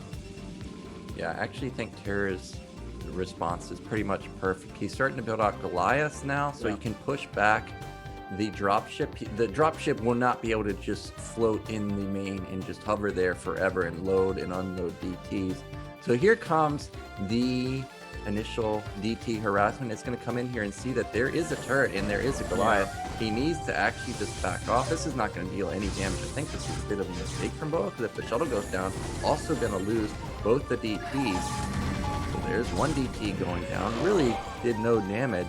So Boa, for now, not getting any damage done, and DT drops are quite expensive. That's a lot of tech to be putting down in the early stages. And also, Protoss players really don't want to be mining their nat gas in the early stages either. So if you look at what actually Boa isn't transitioning into, he's forced to put down more factories because he doesn't even know if Terra is going into a timing or what this is. If he goes for a 3rd Nexus, it's suicide versus a timing. Yeah, it's impossible for Protoss to take a 3rd base here. You know, he has to go into Stargate, which he's doing it. So I like this. He's going to go into Arbiters. The thing is, DT drop, like, it's not an all-in, right? Like, he can definitely transition out of this. He's not in a good spot, though, as this shuttle takes a lot of damage and forces out more scans, which is good. See, the thing is, though, what Terra's doing, very, very few Terrans actually do this. He had his eBay out so quick at the cost of that 2nd factory and kind of sacrificing unit production for that, which usually jeopardizes your 3rd base. So I guess maybe this whole time, Terra wasn't planning on taking a third base anyway. I think that's the only reason he went for Academy eBay, because he was planning on doing this really strong 2-base push. Now, the thing with this 2-base push that's good against Arbiters in general is that if you have EMP in time for the Arbiters and you hit it, I mean, Protoss is basically lost, because when you tech the Arbiters like this, you obviously don't have as big of a as big of an army as you're supposed to, and you really rely on stasis to fight the Terran timing push. But you know, if Terra finds those juicy EMPs, man, this is going to be really good for him. I think this is a 7-fact follow-up, actually. Yeah, it is. This, he's going to have 2-1 coming in. He does have the option to take a third command center, but the fact that I don't see a big block of pink being put down yet at all really signals to me that this is going to be a 2-1 timing. And it is going to be a very strong timing, but I'm always hesitant to make moves like this versus a 2-base Arbiter play, because generally that's what 2-base Arbiter wants to fight. You're going to go for a Hail Mary timing versus an army that just gets stronger and stronger as time goes by, whether it's building up energy for more stasis, whether it's just simply forcing out more scans and Terran running out of energy. There's so many things that Arbiters do to Terran pushes that make them almost impossible to push into on 2 bases. So Terra is going to go for one huge attack. 4th fact is coming down. I expect to see 3 more coming down, and really Boa's in an okay position. He's got 5 gate, he's got speed gun, scan comes down, sees that Arbiter coming down, and Terra knows that there's no 3rd base, so he should know that this is just gonna be a gateway flood pretty soon. Yeah, it's really gonna come down to whether or not Terra can hit the EMPs, because again, if Terra hits that EMP on the stasis on the Arbiter before it gets the stasis off, then suddenly you're basically 2-base Protoss versus 2-base Terran with no compensation, and Terran's going to have some sick upgrades. They're just going to completely annihilate your army. But if the stasis do go off and half your army is basically frozen, like, you just can get completely smashed. So it's going to be hard, man. I mean, the thing is, though, I can't stress this enough. It really does rely on the EMPs landing or not for the Terran push to work. And you can see that Terra's actually upgrading EMP now. The EMP upgrade comes a bit later because, of course, he needs to get that, get those resources. He needs to get the factories down, but he's going to have EMP. He's going to have... Now, here's the big kind of decision you have to make as Terran in this situation is, do you go for the double vessel or not? I mean, he knows he's against 2-base Arbiter, so I would assume that he's going to get a 2nd vessel anytime soon, but it looks like he's actually going to stay on the 1 vessel, and that's going to be risky, man, because he's only going to have 1 EMP to work with, and it's going to be do or die, like, honestly. Well, building 2 vessels on 2 bases is very gas intensive, so I don't actually expect to see the 2nd vessel. What I'm looking at right now is probe count again, because Boa's got 43 probes, which is good for 2 bases, but he really needs to be on Sylphid in particular at 50 probes to start getting that extra influx of money. So Terra's going to move out, and to be frank, I don't even think that he needs to land the EMP, because it's 7 fact versus 7 gate, and 7 fact beats 7 gate. He just needs to make sure that the stasis isn't huge. No, he does land EMP, and that's massive. And I actually think Terra just steamrolls right now if he ends up going for it. Yeah, he could almost unsiege A move, but not quite. I mean, that would be really risky, but he's in such a dominating position. There's no stasis for the Protoss to work with for a while now, and as you said, the productions match. So this is the one thing, 2-base. I mean, I know Nayukin, you were talking about hold that thought actually, because Boa is just gonna go in. The Zealots get a nice... The thing is, there are no mines to screen for the Terran army, so the Zealots get on top of the Terran units, but there's just so much mech that all the Protoss units are completely evaporating. The shuttle bombs go off a bit late, and without any stasis to work with, those Arbiters didn't even go in. With no stasis, I mean, this Protoss army is pitiful, and Terra's just gonna push his advantage here the thing is, he has to be careful not to overextend because his reinforcements aren't quite there yet, whereas he's fighting where Boa, basically his reinforcements are going to be joining the fight much faster. So there's still a chance for Boa to break this. But look, Terra's getting into such a nice position outside of Boa's natural. Yeah, Terra's in a huge position, and another EMP lands. And I was getting a little worried because 2 Arbiters were building up energy, and there's not that many Goliaths. So even though you EMP something, if the Arbiter doesn't die over time, it's going to build up that energy. But now that he EMP'd it again, and because Boa's lost his Nat, now essentially he's mining on like 1.5 bases, since Sylphid's high ground is not even a real base, really. So what does Boa do now? He doesn't have really any answer to this contain. Yeah, I mean, this is basically over. Like, his economy is getting trucked. Terra's going to be expanding behind this anytime soon. Yeah, his command center is almost done, so he's going to have a 3rd base behind this, not going to be mining out. I mean, he is only on 40 SCVs, which is really funny, because even when someone like Flash does this build, he actually goes up to a much higher significant like SCV count. But in this case, I mean, it doesn't even matter because he completely plowed through the Protoss army. There's really nothing Boa can do. I mean, unless Terra somehow throws away his units and doesn't kill any Nexus. Now he's gonna kill 1 Nexus at least. He killed 2 Nexus already, actually. So this is basically unlosable territory for the Terran player. I mean, honestly, it's gonna take a miracle for Protoss to come back. I mean, if he does come back, it's from somehow getting really lucky, or Terra doesn't siege or something and gets everything stasis. I feel like the one Hail Mary that Protoss can go for is trying to trigger mines on top of tanks, but all the tanks are pretty much away from the mines, except for that one right there. Here comes the shuttle. The tanks are sitting right over it, but there's just oh, that's a huge stasis, but unfortunately, there's just not enough Protoss army. The tanks in the back ended up getting cleaned up. I'm surprised. And now there's actually not that many tanks left over, but with only 5 goons really standing tall, and the D matrix in the front preventing them from getting on top of the tanks, this is just gonna be Terror taking game 1 in our best of 3 series. Or is it? It looks like maybe Boa busts out. Yeah, I mean, even if he busts out, he's poor, he's down on supply. Terra's got his 3rd base going. He's just gonna keep rallying units. I mean, maybe there's a world where Terra bleeds so many units and Boa ramps up the Arbiter count. He's still only on 2 Arbiters though, so no 3 Arbiters. Oh, he has 3 Arbiters actually. So there is a world here, Nug, where and there's no vessel. There's no vessel, so we don't actually know how many scans he has. That's a lot of tanks. If these tanks fall, that's not something that you just replenish in like 5 seconds. That's a massive loss. But I still think it's too much, and we did get to see how much energy there is. There's 4 scans available right now. Yeah, I mean, there's just too many Terran units, too much Terran economy. You saw Terra actually has his 4th base going, so he's on that 4-base Terran play. Nice EMP on top of all the Arbiters, and that's basically it.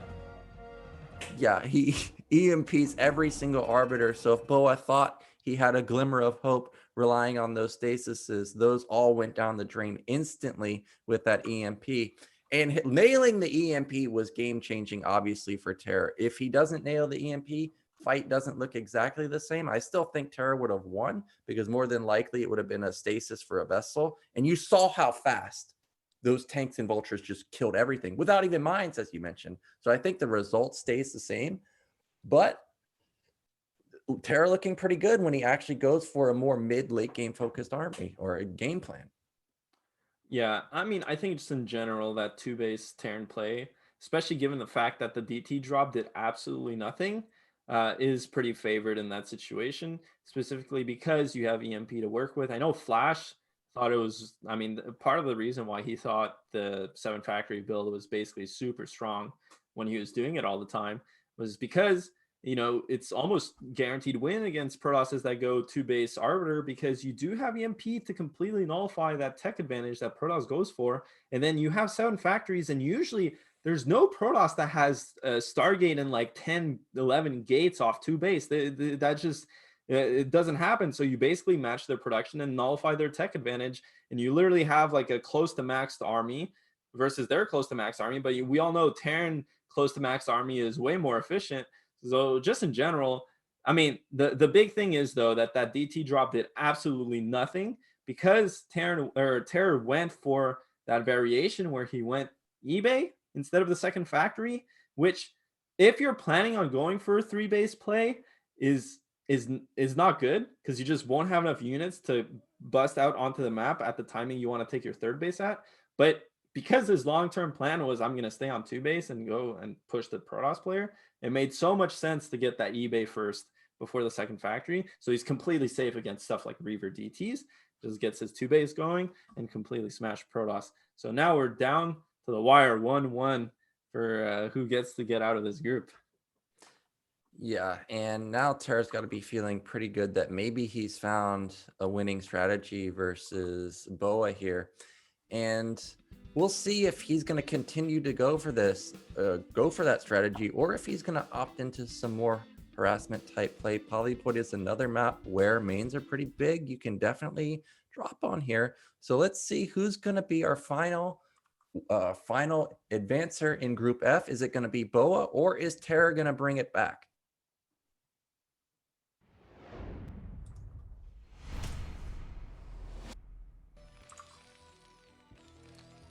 So in the bottom right, he was feeling Bob Malcolm's energy that time. It is Terra. And top left, the Protoss North American Korean player, it's Boa. Yeah, so I really like this map pick from Boa. I think if there's one map where timing pushes 2 bases does not work on, it's definitely on Polypoid. I think if there's one map that's kind of more conducive to late game play, it's Polypoid. And then big reason is you can't attack up that massive high ground that each base has. You just can't. So I think I'm going to be, like you said, there's still opportunities for stuff like drop play, maybe more aggro play. I mean, even 2 factory is not that good on this map. Why? Because of the high ground. So if somehow Terror makes something crazy work, I would be very surprised. But I think he's almost forced into playing an actual 3-base Terran play type game in this game. Yeah, Polypoid is one of those big macro maps, and well, let me just get something out there. 2-fact is not good on any map. There's no map where 2-fact is good. None. So first off, I don't want to see that.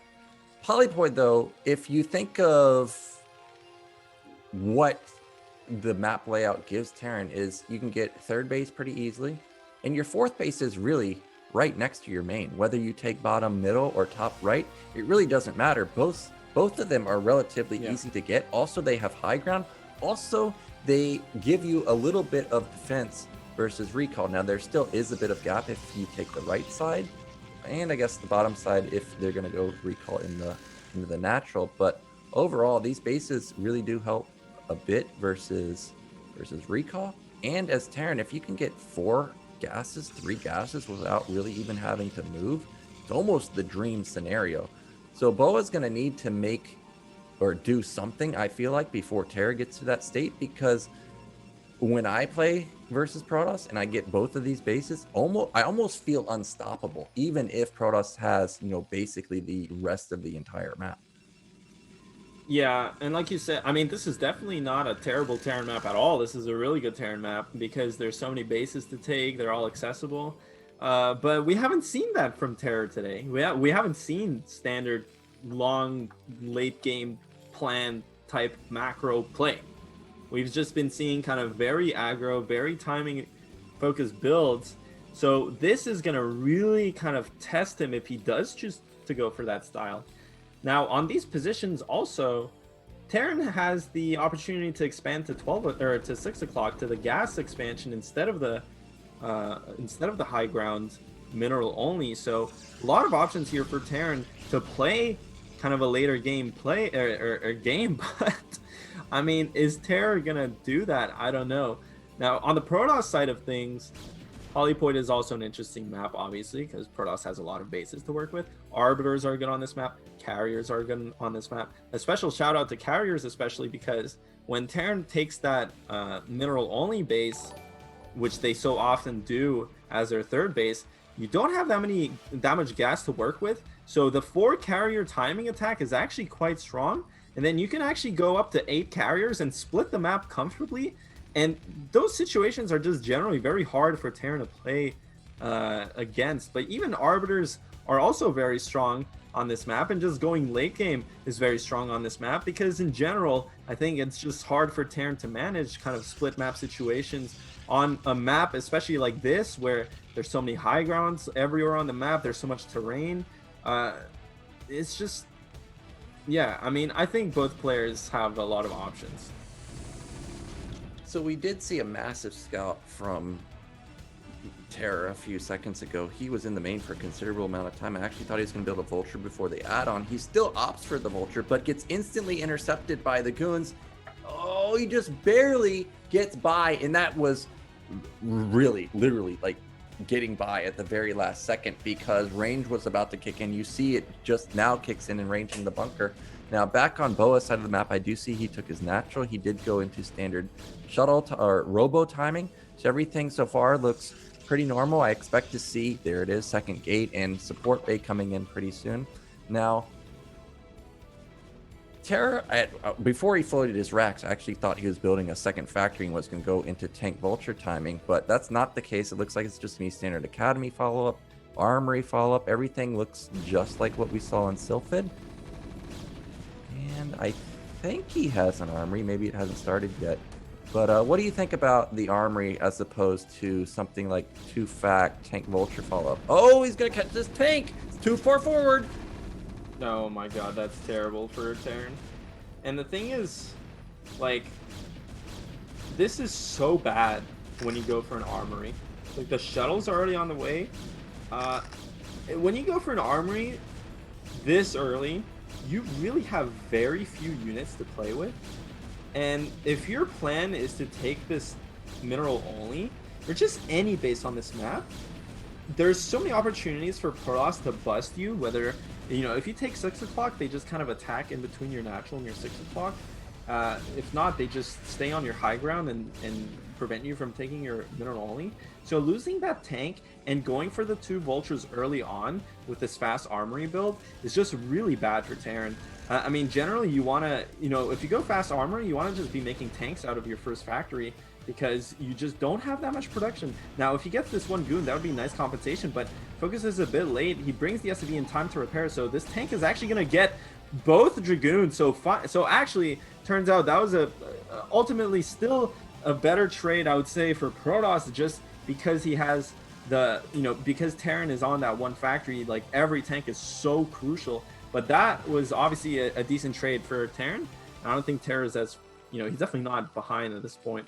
So, but yeah, it's interesting, and it looks like, I mean, to answer your question, I think this is a fine play, especially because it's cross spawn, right?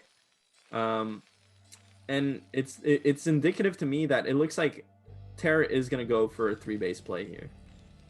Yeah, everything does look like it's going to be 3-base. I think what triggered the 2-base last game was the big DT commitment. It's a very expensive thing to go for, not just DTs, but also 4 of them and DT drop.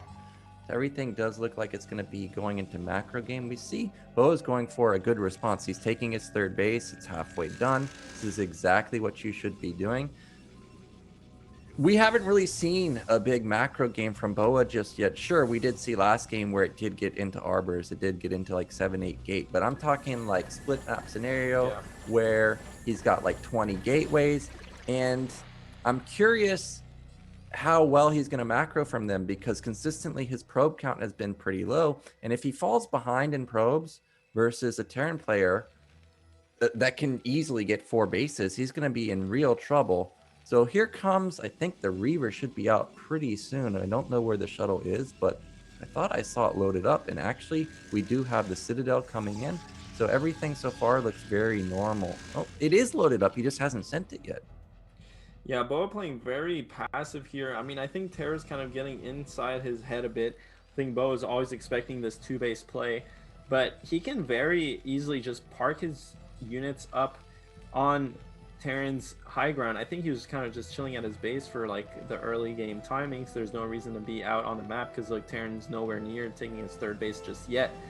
But if he does move his units anytime now to go to the Terran's third base, and this is a lot of gateways to be adding. There's only Citadel. There's no Stargate that I can see. So it looks to me that Boa's gearing up to bust this third base timing, and I think this game plan might work because look, only now, I mean, Terra also has a lot of Terra's not going for a starport, so he himself is actually, is he? It's at the bottom of his page. Okay. It's going to actually this response from Terra I think is pretty perfect, and I don't dislike Boa's response here either. And the reason is again, his observer got taken out, and if you're playing somebody who has already shown a 6-fact and a 7-fact timing, you need to be ready for something like that. And that might be the reason that he's actually kept his shuttle back too, because if he loses the Reaver during the push, Reaver can deal a lot of damage if there's ever a tank club. So I don't even think that this is intended to bust. I think this is just literally just trying to make sure he doesn't die. But as I say that, there's a second shuttle coming, and generally when you see 2 or 3 shuttles, it is a bust. But again, it was scanned, so Terra should be ready for this. I just don't get what Protoss is doing this game. He got shuttle speed so early. He went Reavers, did absolutely nothing with that. That shuttle should be out on the map scouting. He should be seeing what's going on. That's one strength of the Reaver, is that you know what Terran is doing. You're up in their face. You don't need to commit the Reaver. You don't need to lose it. You just play very conservatively with it, and you actually get some scouting off. And somehow Terran just gets to take this mineral only for free. Look at how much time he has to set up at this mineral only, build bases, build defenses. I mean, now the problem is, look, there's only 5 tanks there. That's a pitiful amount. If Protoss gets on top of the high ground where there's only 2 tanks on the high ground, the low ground tanks are actually going to do very little damage. So I think Boa, if he goes right now, he has a really strong timing to bust this base. He's going in, the 2 shuttles dropping on top of the tanks and the vultures, but there's such a good Sim City from Terran. Most of the zealots are just hitting bunkers, hitting depots. The goons are also hitting depots, but the 2 tanks on the high ground get cleaned up, and these tanks on the low ground are going to have such a hard time dealing with the Protoss units, but most of them are lagging behind, hitting the depots. Finally, Terra pulls the SCVs. He's going to lose a lot of workers to this, but is this enough damage from Boa? I think this is enough damage. The command center is going to fall down, and if those goons actually got onto the tanks, this game is 100% over. But because they did, oh my God, they're just going to get the command center. But this is still a fantastic position for Boa. That's going to be not able to get on top of that tank, but the goons come in, going to focus that one down. So they're just going to be content with getting the command center and back off. And now I wonder, what is Terra's going to follow up going to be? Okay, there it is. Command center going to follow up. So he's not going to continue to all in, but Protoss sees it. So he should be feeling pretty good now that he can just go into Arbors. He doesn't have to worry about something crazy like a 7, 8, 9 fact instant follow-up.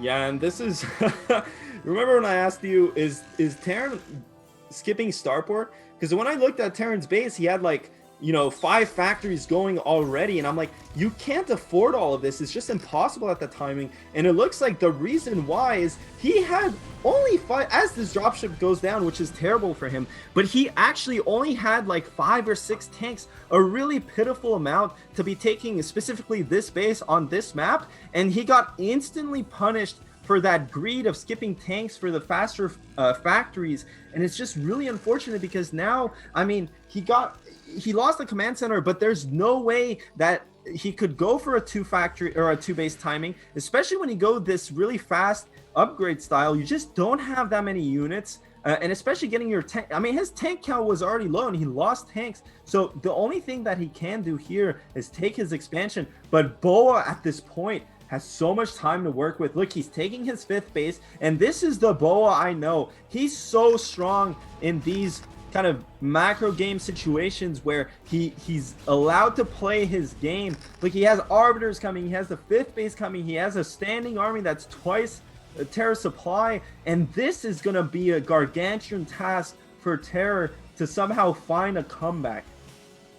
Yeah, we were talking about it's going to come down the player, or the first player to find their stride. And so far, it looks like Boa's the one to find it. But Terror no slouch. He's got +3 weapon coming in. If he can stabilize the game, Polypoid's one of the best maps to do it on. You can get those 4 gases pretty easily. And it's not like Boa is aggressively taking, other mains. He did only end up taking mid left. So Terror's not going to be feeling the pressure just yet to be, counterattack. He's not going to think, oh, Boa's taking bottom left and top right at the same time. If I don't get these in pretty soon, they're going to be mined out. Luckily for him, only mid left was taken, but it looks like Boa's decided that his bust did enough damage that he can follow up with another one. But I think this might actually backfire. But as I say that, again, the tank count is really low. Here comes the shuttle. He's getting on right on top of the tanks. And with all these tanks behind him on the low ground, they're really not going to be landing their shots effectively. And this is the big liability for Terran. Terran does get some nice damage onto Boa's 5th base, but that's Boa's 5th base. This is Terran's 3rd base, and he's losing the command center. No, he's not going to lose the command center, but he's going to lose a lot of mining time. So actually, after all is said and done, he did lose 3 tanks. He's losing mining time, but this is actually a decent trade for Terran. Kind of catching the supply back up, killed a bunch of probes. He completely denied this 5th base with vultures alone. So slowly but surely, I mean, Terror is making a bit of a comeback happen here. There's no arbiter still out just yet for Boa. So it's funny, we were talking about Boa finding his stride now. Boa has so much wiggle room to work with. He's getting this top right base, reinforcing this push. So it looks like he's going to go for a second round on this bust, preventing the Terran from mining at all at this base. These Zealots are going to get on top of the tanks, going to get some nice trades. Actually, the Zealots get completely evaporated, and this is terrible for Boa. He killed the command center. Yeah, actually, sorry. Yeah. So what do you do now as Terror? Okay, he's going to build another one. But if 1530, like Main and Nat are, if they're not mined out, they're very close. And as you're saying, Boa, sure, he lost a lot of probes there, but he still has 4 bases. He still has 5 bases actually taking top right. And I was watching at what he's actually producing. If he was still on Gateway, man, I'm still a bit worried. But the fact is, arbiters are out. He does have 1 available, doesn't have stasis. Oh, actually, he has 2 of them. So we haven't seen a single stasis yet either. So the next attack is not just going to be Gateway Man with Shuttle Bomb Man. It's going to be stasis comboed with that. And really all Boa has to do is just keep stalling the 3rd base, and eventually Terra just runs out of money. Yeah, I mean, these vultures are doing a lot of damage. They're getting so much value, whether it's denying just constantly denying whichever 5th base. Now, Boa is actually going to deal with this 1 vulture attack at the top right. And looks like Terra's going to double expand here, which makes a lot of sense. The thing is, Boa has been so slow to take his expansions to even probe up. I mean, 57 probes is just not a lot, and he gets his Arbiter EMP'd, so no recall, no stasis there. It looks like that Arbiter was actually gearing up for a recall, and the main is just ripe for a big, juicy recall. So Terra, on top of having the vessel in position to make sure that he doesn't get recalled, and this is, honestly though, Terra slowly kind of... It looks possible. It's a very hard situation to play, but Boa, if he doesn't kind of just secure his bases solidly and actually max out and get his Arbiter count going, I mean, I've seen Terra grind a couple games from positions such as these, so maybe it's possible. It looks like Boa is actually going again to attack this base, but it's really not that big of an army. Yeah, oh, great storms blanketing the majority of the tanks, but you can see the power of +3 weapon despite being down 40 army supply right there. He wipes the Protoss army, and this is starting to be bad news for Boa because he knew that bottom left was being taken, or bottom middle, and that's why he went in. He knew that there were units out of position, and despite that, still not able to bust through. And now Terror, who was on the brink of being mined out in his mainers in natural, now he's going to have another big influx of minerals. We see a few probes are not mining at top middle, and when you're in this position as Terran, 4 base versus basically 5 base, I personally feel pretty good. And I was talking about it earlier. How is Boa gonna stand to Terra in a real test of macro? In the main of Protoss, there's not an overwhelming amount of gates. It's like 10 plus about 4 at top right. That puts it at about 15 gate, going up against Terra, who already has 8 or 9 factories. that's manageable as Terran. Yeah, you can tell Bo is feeling the pressure, but I will say this. Terra was on 2 base for such a long time that he's actually going to mine his main and nat up way faster than Boa mines his main and nat up, because Boa's been on so many more bases. So I think functionally right now it's more like 2 base against 5 still. So Boa, look, he's still really significantly ahead in supply despite all this fighting. Now Boa just with some weird kind of attack on 2 fronts here. You don't want to be splitting up your army like this. Terra is going to get a couple of Protoss units for free as stasis goes down at the 6 o'clock base. But, you know, Boa needs to get up here and do some damage. And I feel like Boa, man, he's kind of falling apart. He knows he's ahead, and I feel like he's getting so desperate to just end this game. Gets another nice stasis off, but he's not going to be able to keep this base from mining.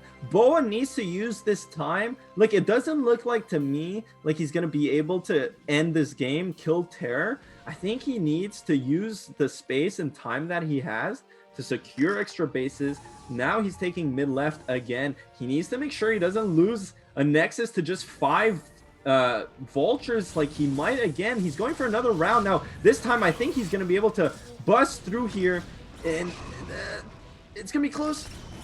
Yeah, it is going to be very close. There's only 1 tank remaining to try and fend off these goons, but Vultures and more tanks are trying to stream through the back. Boa is taking mid left. I think Vultures may have canceled that Nexus, but if Terra can get this base up and running and get it stabilized, which it looks like he did, he's still in an okay position. Also, I think both Arbiters ended up falling, and because there's no double triple Stargate, it's not like Boa can instantly rebuild them.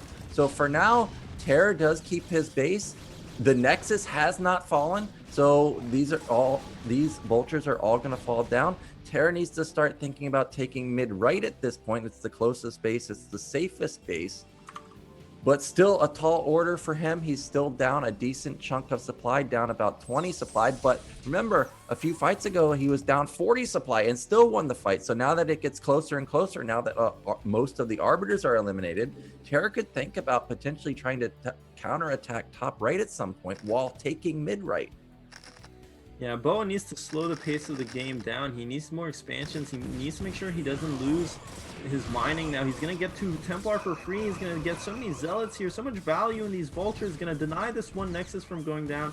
Meanwhile, Boa's still not mining from mid left, I don't think. Bottom left just now going up. And it's just got, like, honestly, we can't stress enough just how far behind Terran was this game. Just so far behind.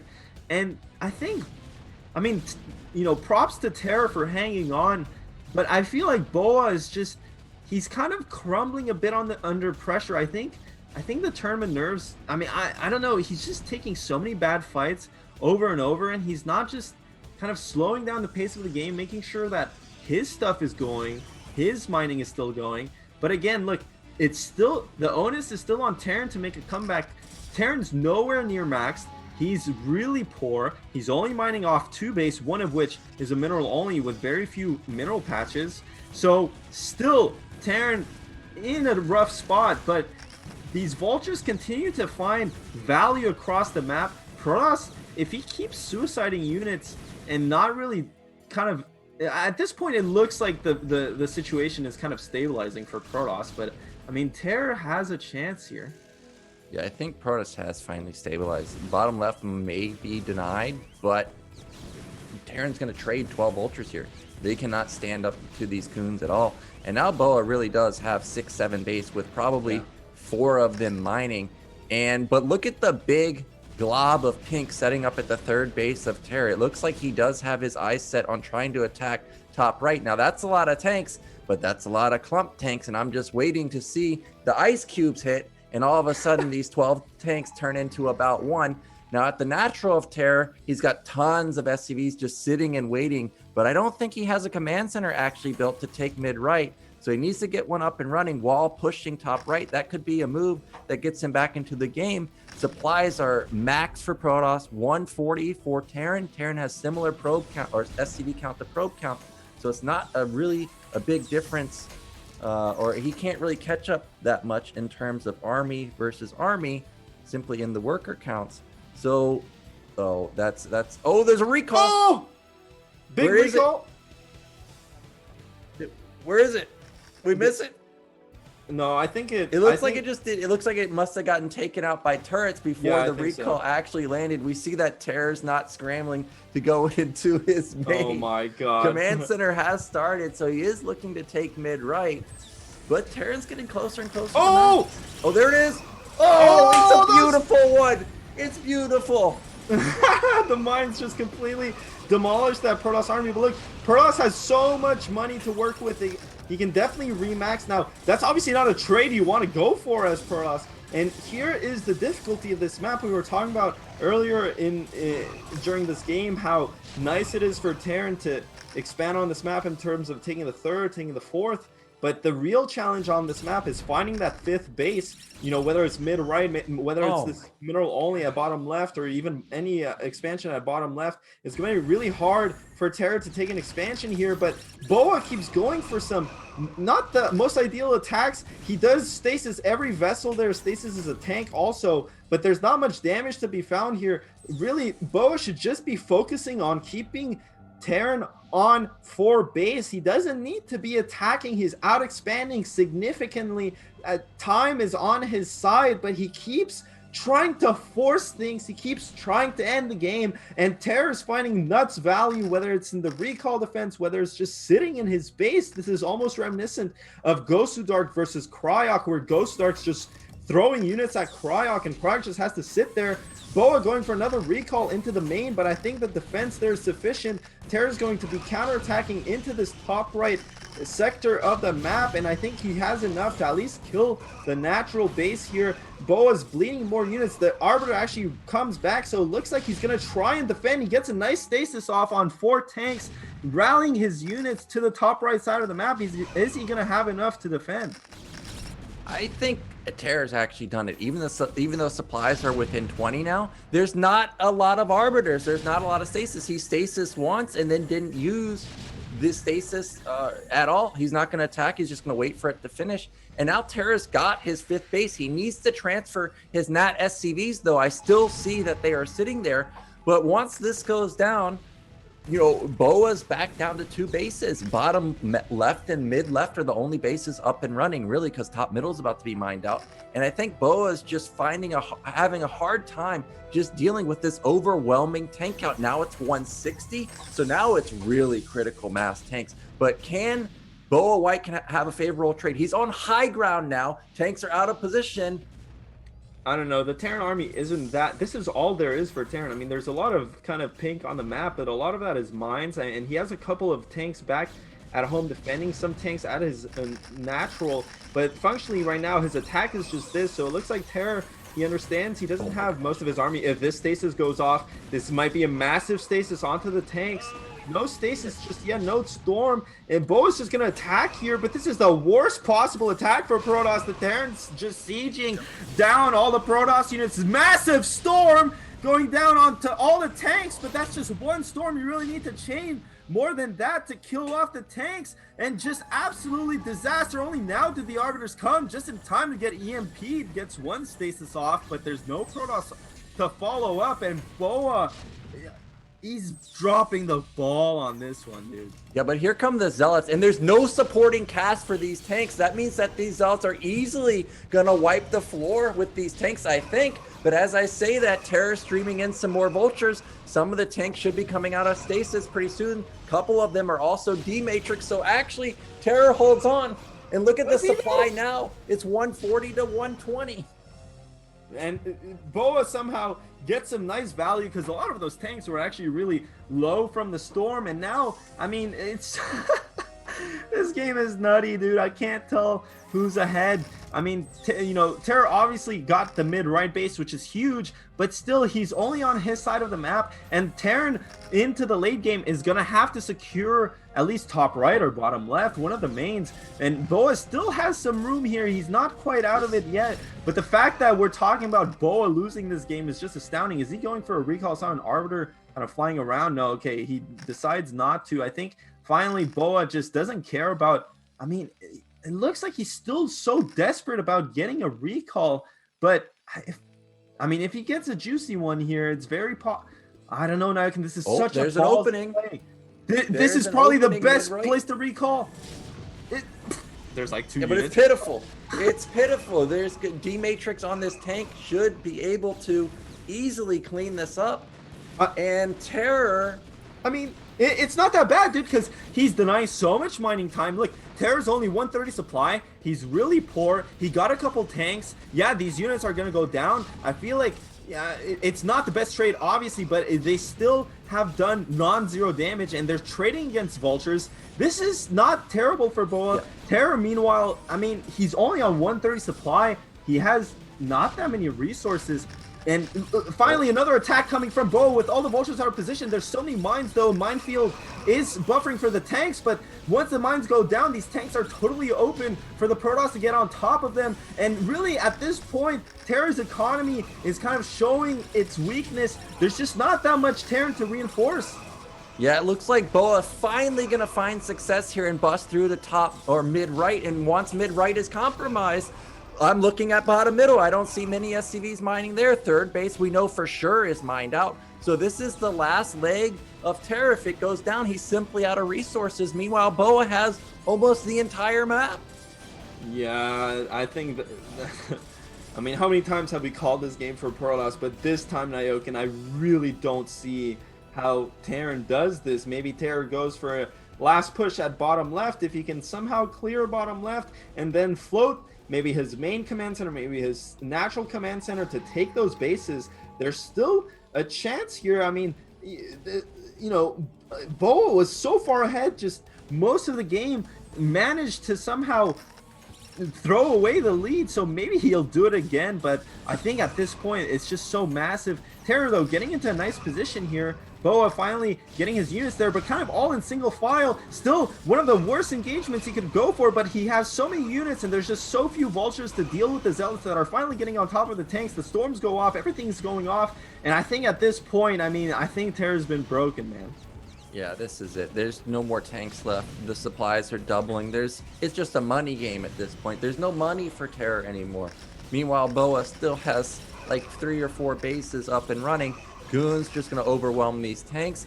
And with these last 2 tanks going down, it's only a matter of time now until we see the GG. Yeah. I mean, what's happening in this game? You know, Protoss is twice, 2 times the supply Terran, still has phenomenal income coming from all these bases. Terran's only really mining on 1 base at this point, with very few SCVs. I think Protoss is basically mining with all 66 workers and just has gateways at all corners of the map. And in late game situations like this, if Terran needs to have half the map to eventually win the game, he needs to have another natural or another main and another natural to work with. But at this point, he only maybe has mid-right to work with. He needs to make something happen at bottom left or top right, but he just doesn't have the supply.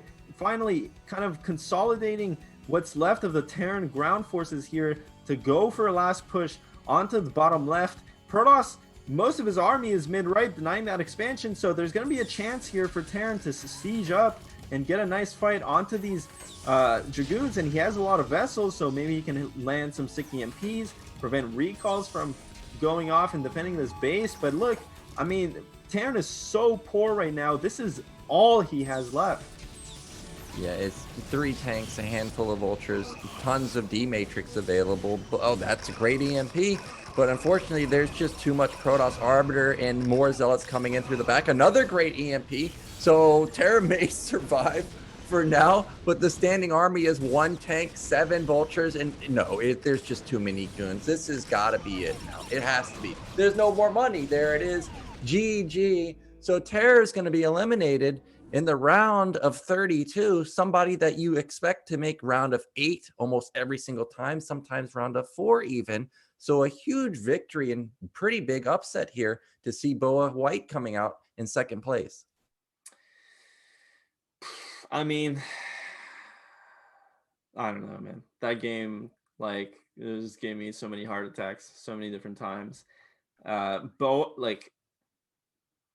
The thing is, Boa won here against Terra, but I can guarantee you this: he is not happy with his performance after that. I don't think any anyone would be happy. The lead he had was so massive, and he almost lost the game a number of times. You can see it was so massive that despite all of that throwing, he still won the game. He did have a lot of bases, and it was just the money. I would have liked to get to see what the resources was at the end, because Terror was trading so effectively. And when he started pushing top right, I actually thought it was unstoppable because he had so many tanks there. He had also built up his vessel count to like 4 or 5. But the recall, the storm, the Zhongbi storms, honestly, that's what those were. Oh, if he had just coordinated them like 1 second later instead of stacking them, all those tanks would have.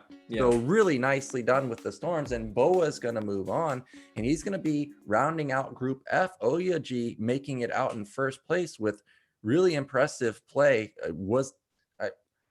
It came down to me. It came down to this for me: Terror, Boa, or Oya. Who's going to get out on first? I really think Cadenzi was kind of the underdog. But to take out Terror and Boa. Okay, well, I guess Oya didn't take out Terror, but to make it through over somebody like Terror or Boa, as I was saying earlier, Oya G is the real dark horse of the tournament. I'm slowly being more impressed with him every single day. Yeah, without a doubt in my mind, Oya looked like the strongest player in this group today by a significant margin. Boa and Terror, unfortunately, Terror, birthday boy, and kind of the prize, the Prince of Peru, didn't make it through. So I know a lot of heartbroken fans are going to be in the chat, and that's unfortunate, but there's still Dandy to look forward to when we talk about the Peruvian Terrans. I know Ultra also, I mean, is Ultra Peruvian? I think he might be Chilean actually. So, but there's still Dandy. There's still Dandy to look forward to, which is going to be coming up next in the next group, the group of the basically all, well, actually, there might be 2 Protosses, really, if Danny plays PBT. But we've got, what group is it? Group E, Group D, Group G, Group F, Group A, B, C? Group E. Group E. So we've got, it's one of the letters of the alphabet, but we got Group E coming up next, just in just a couple minutes after this short break.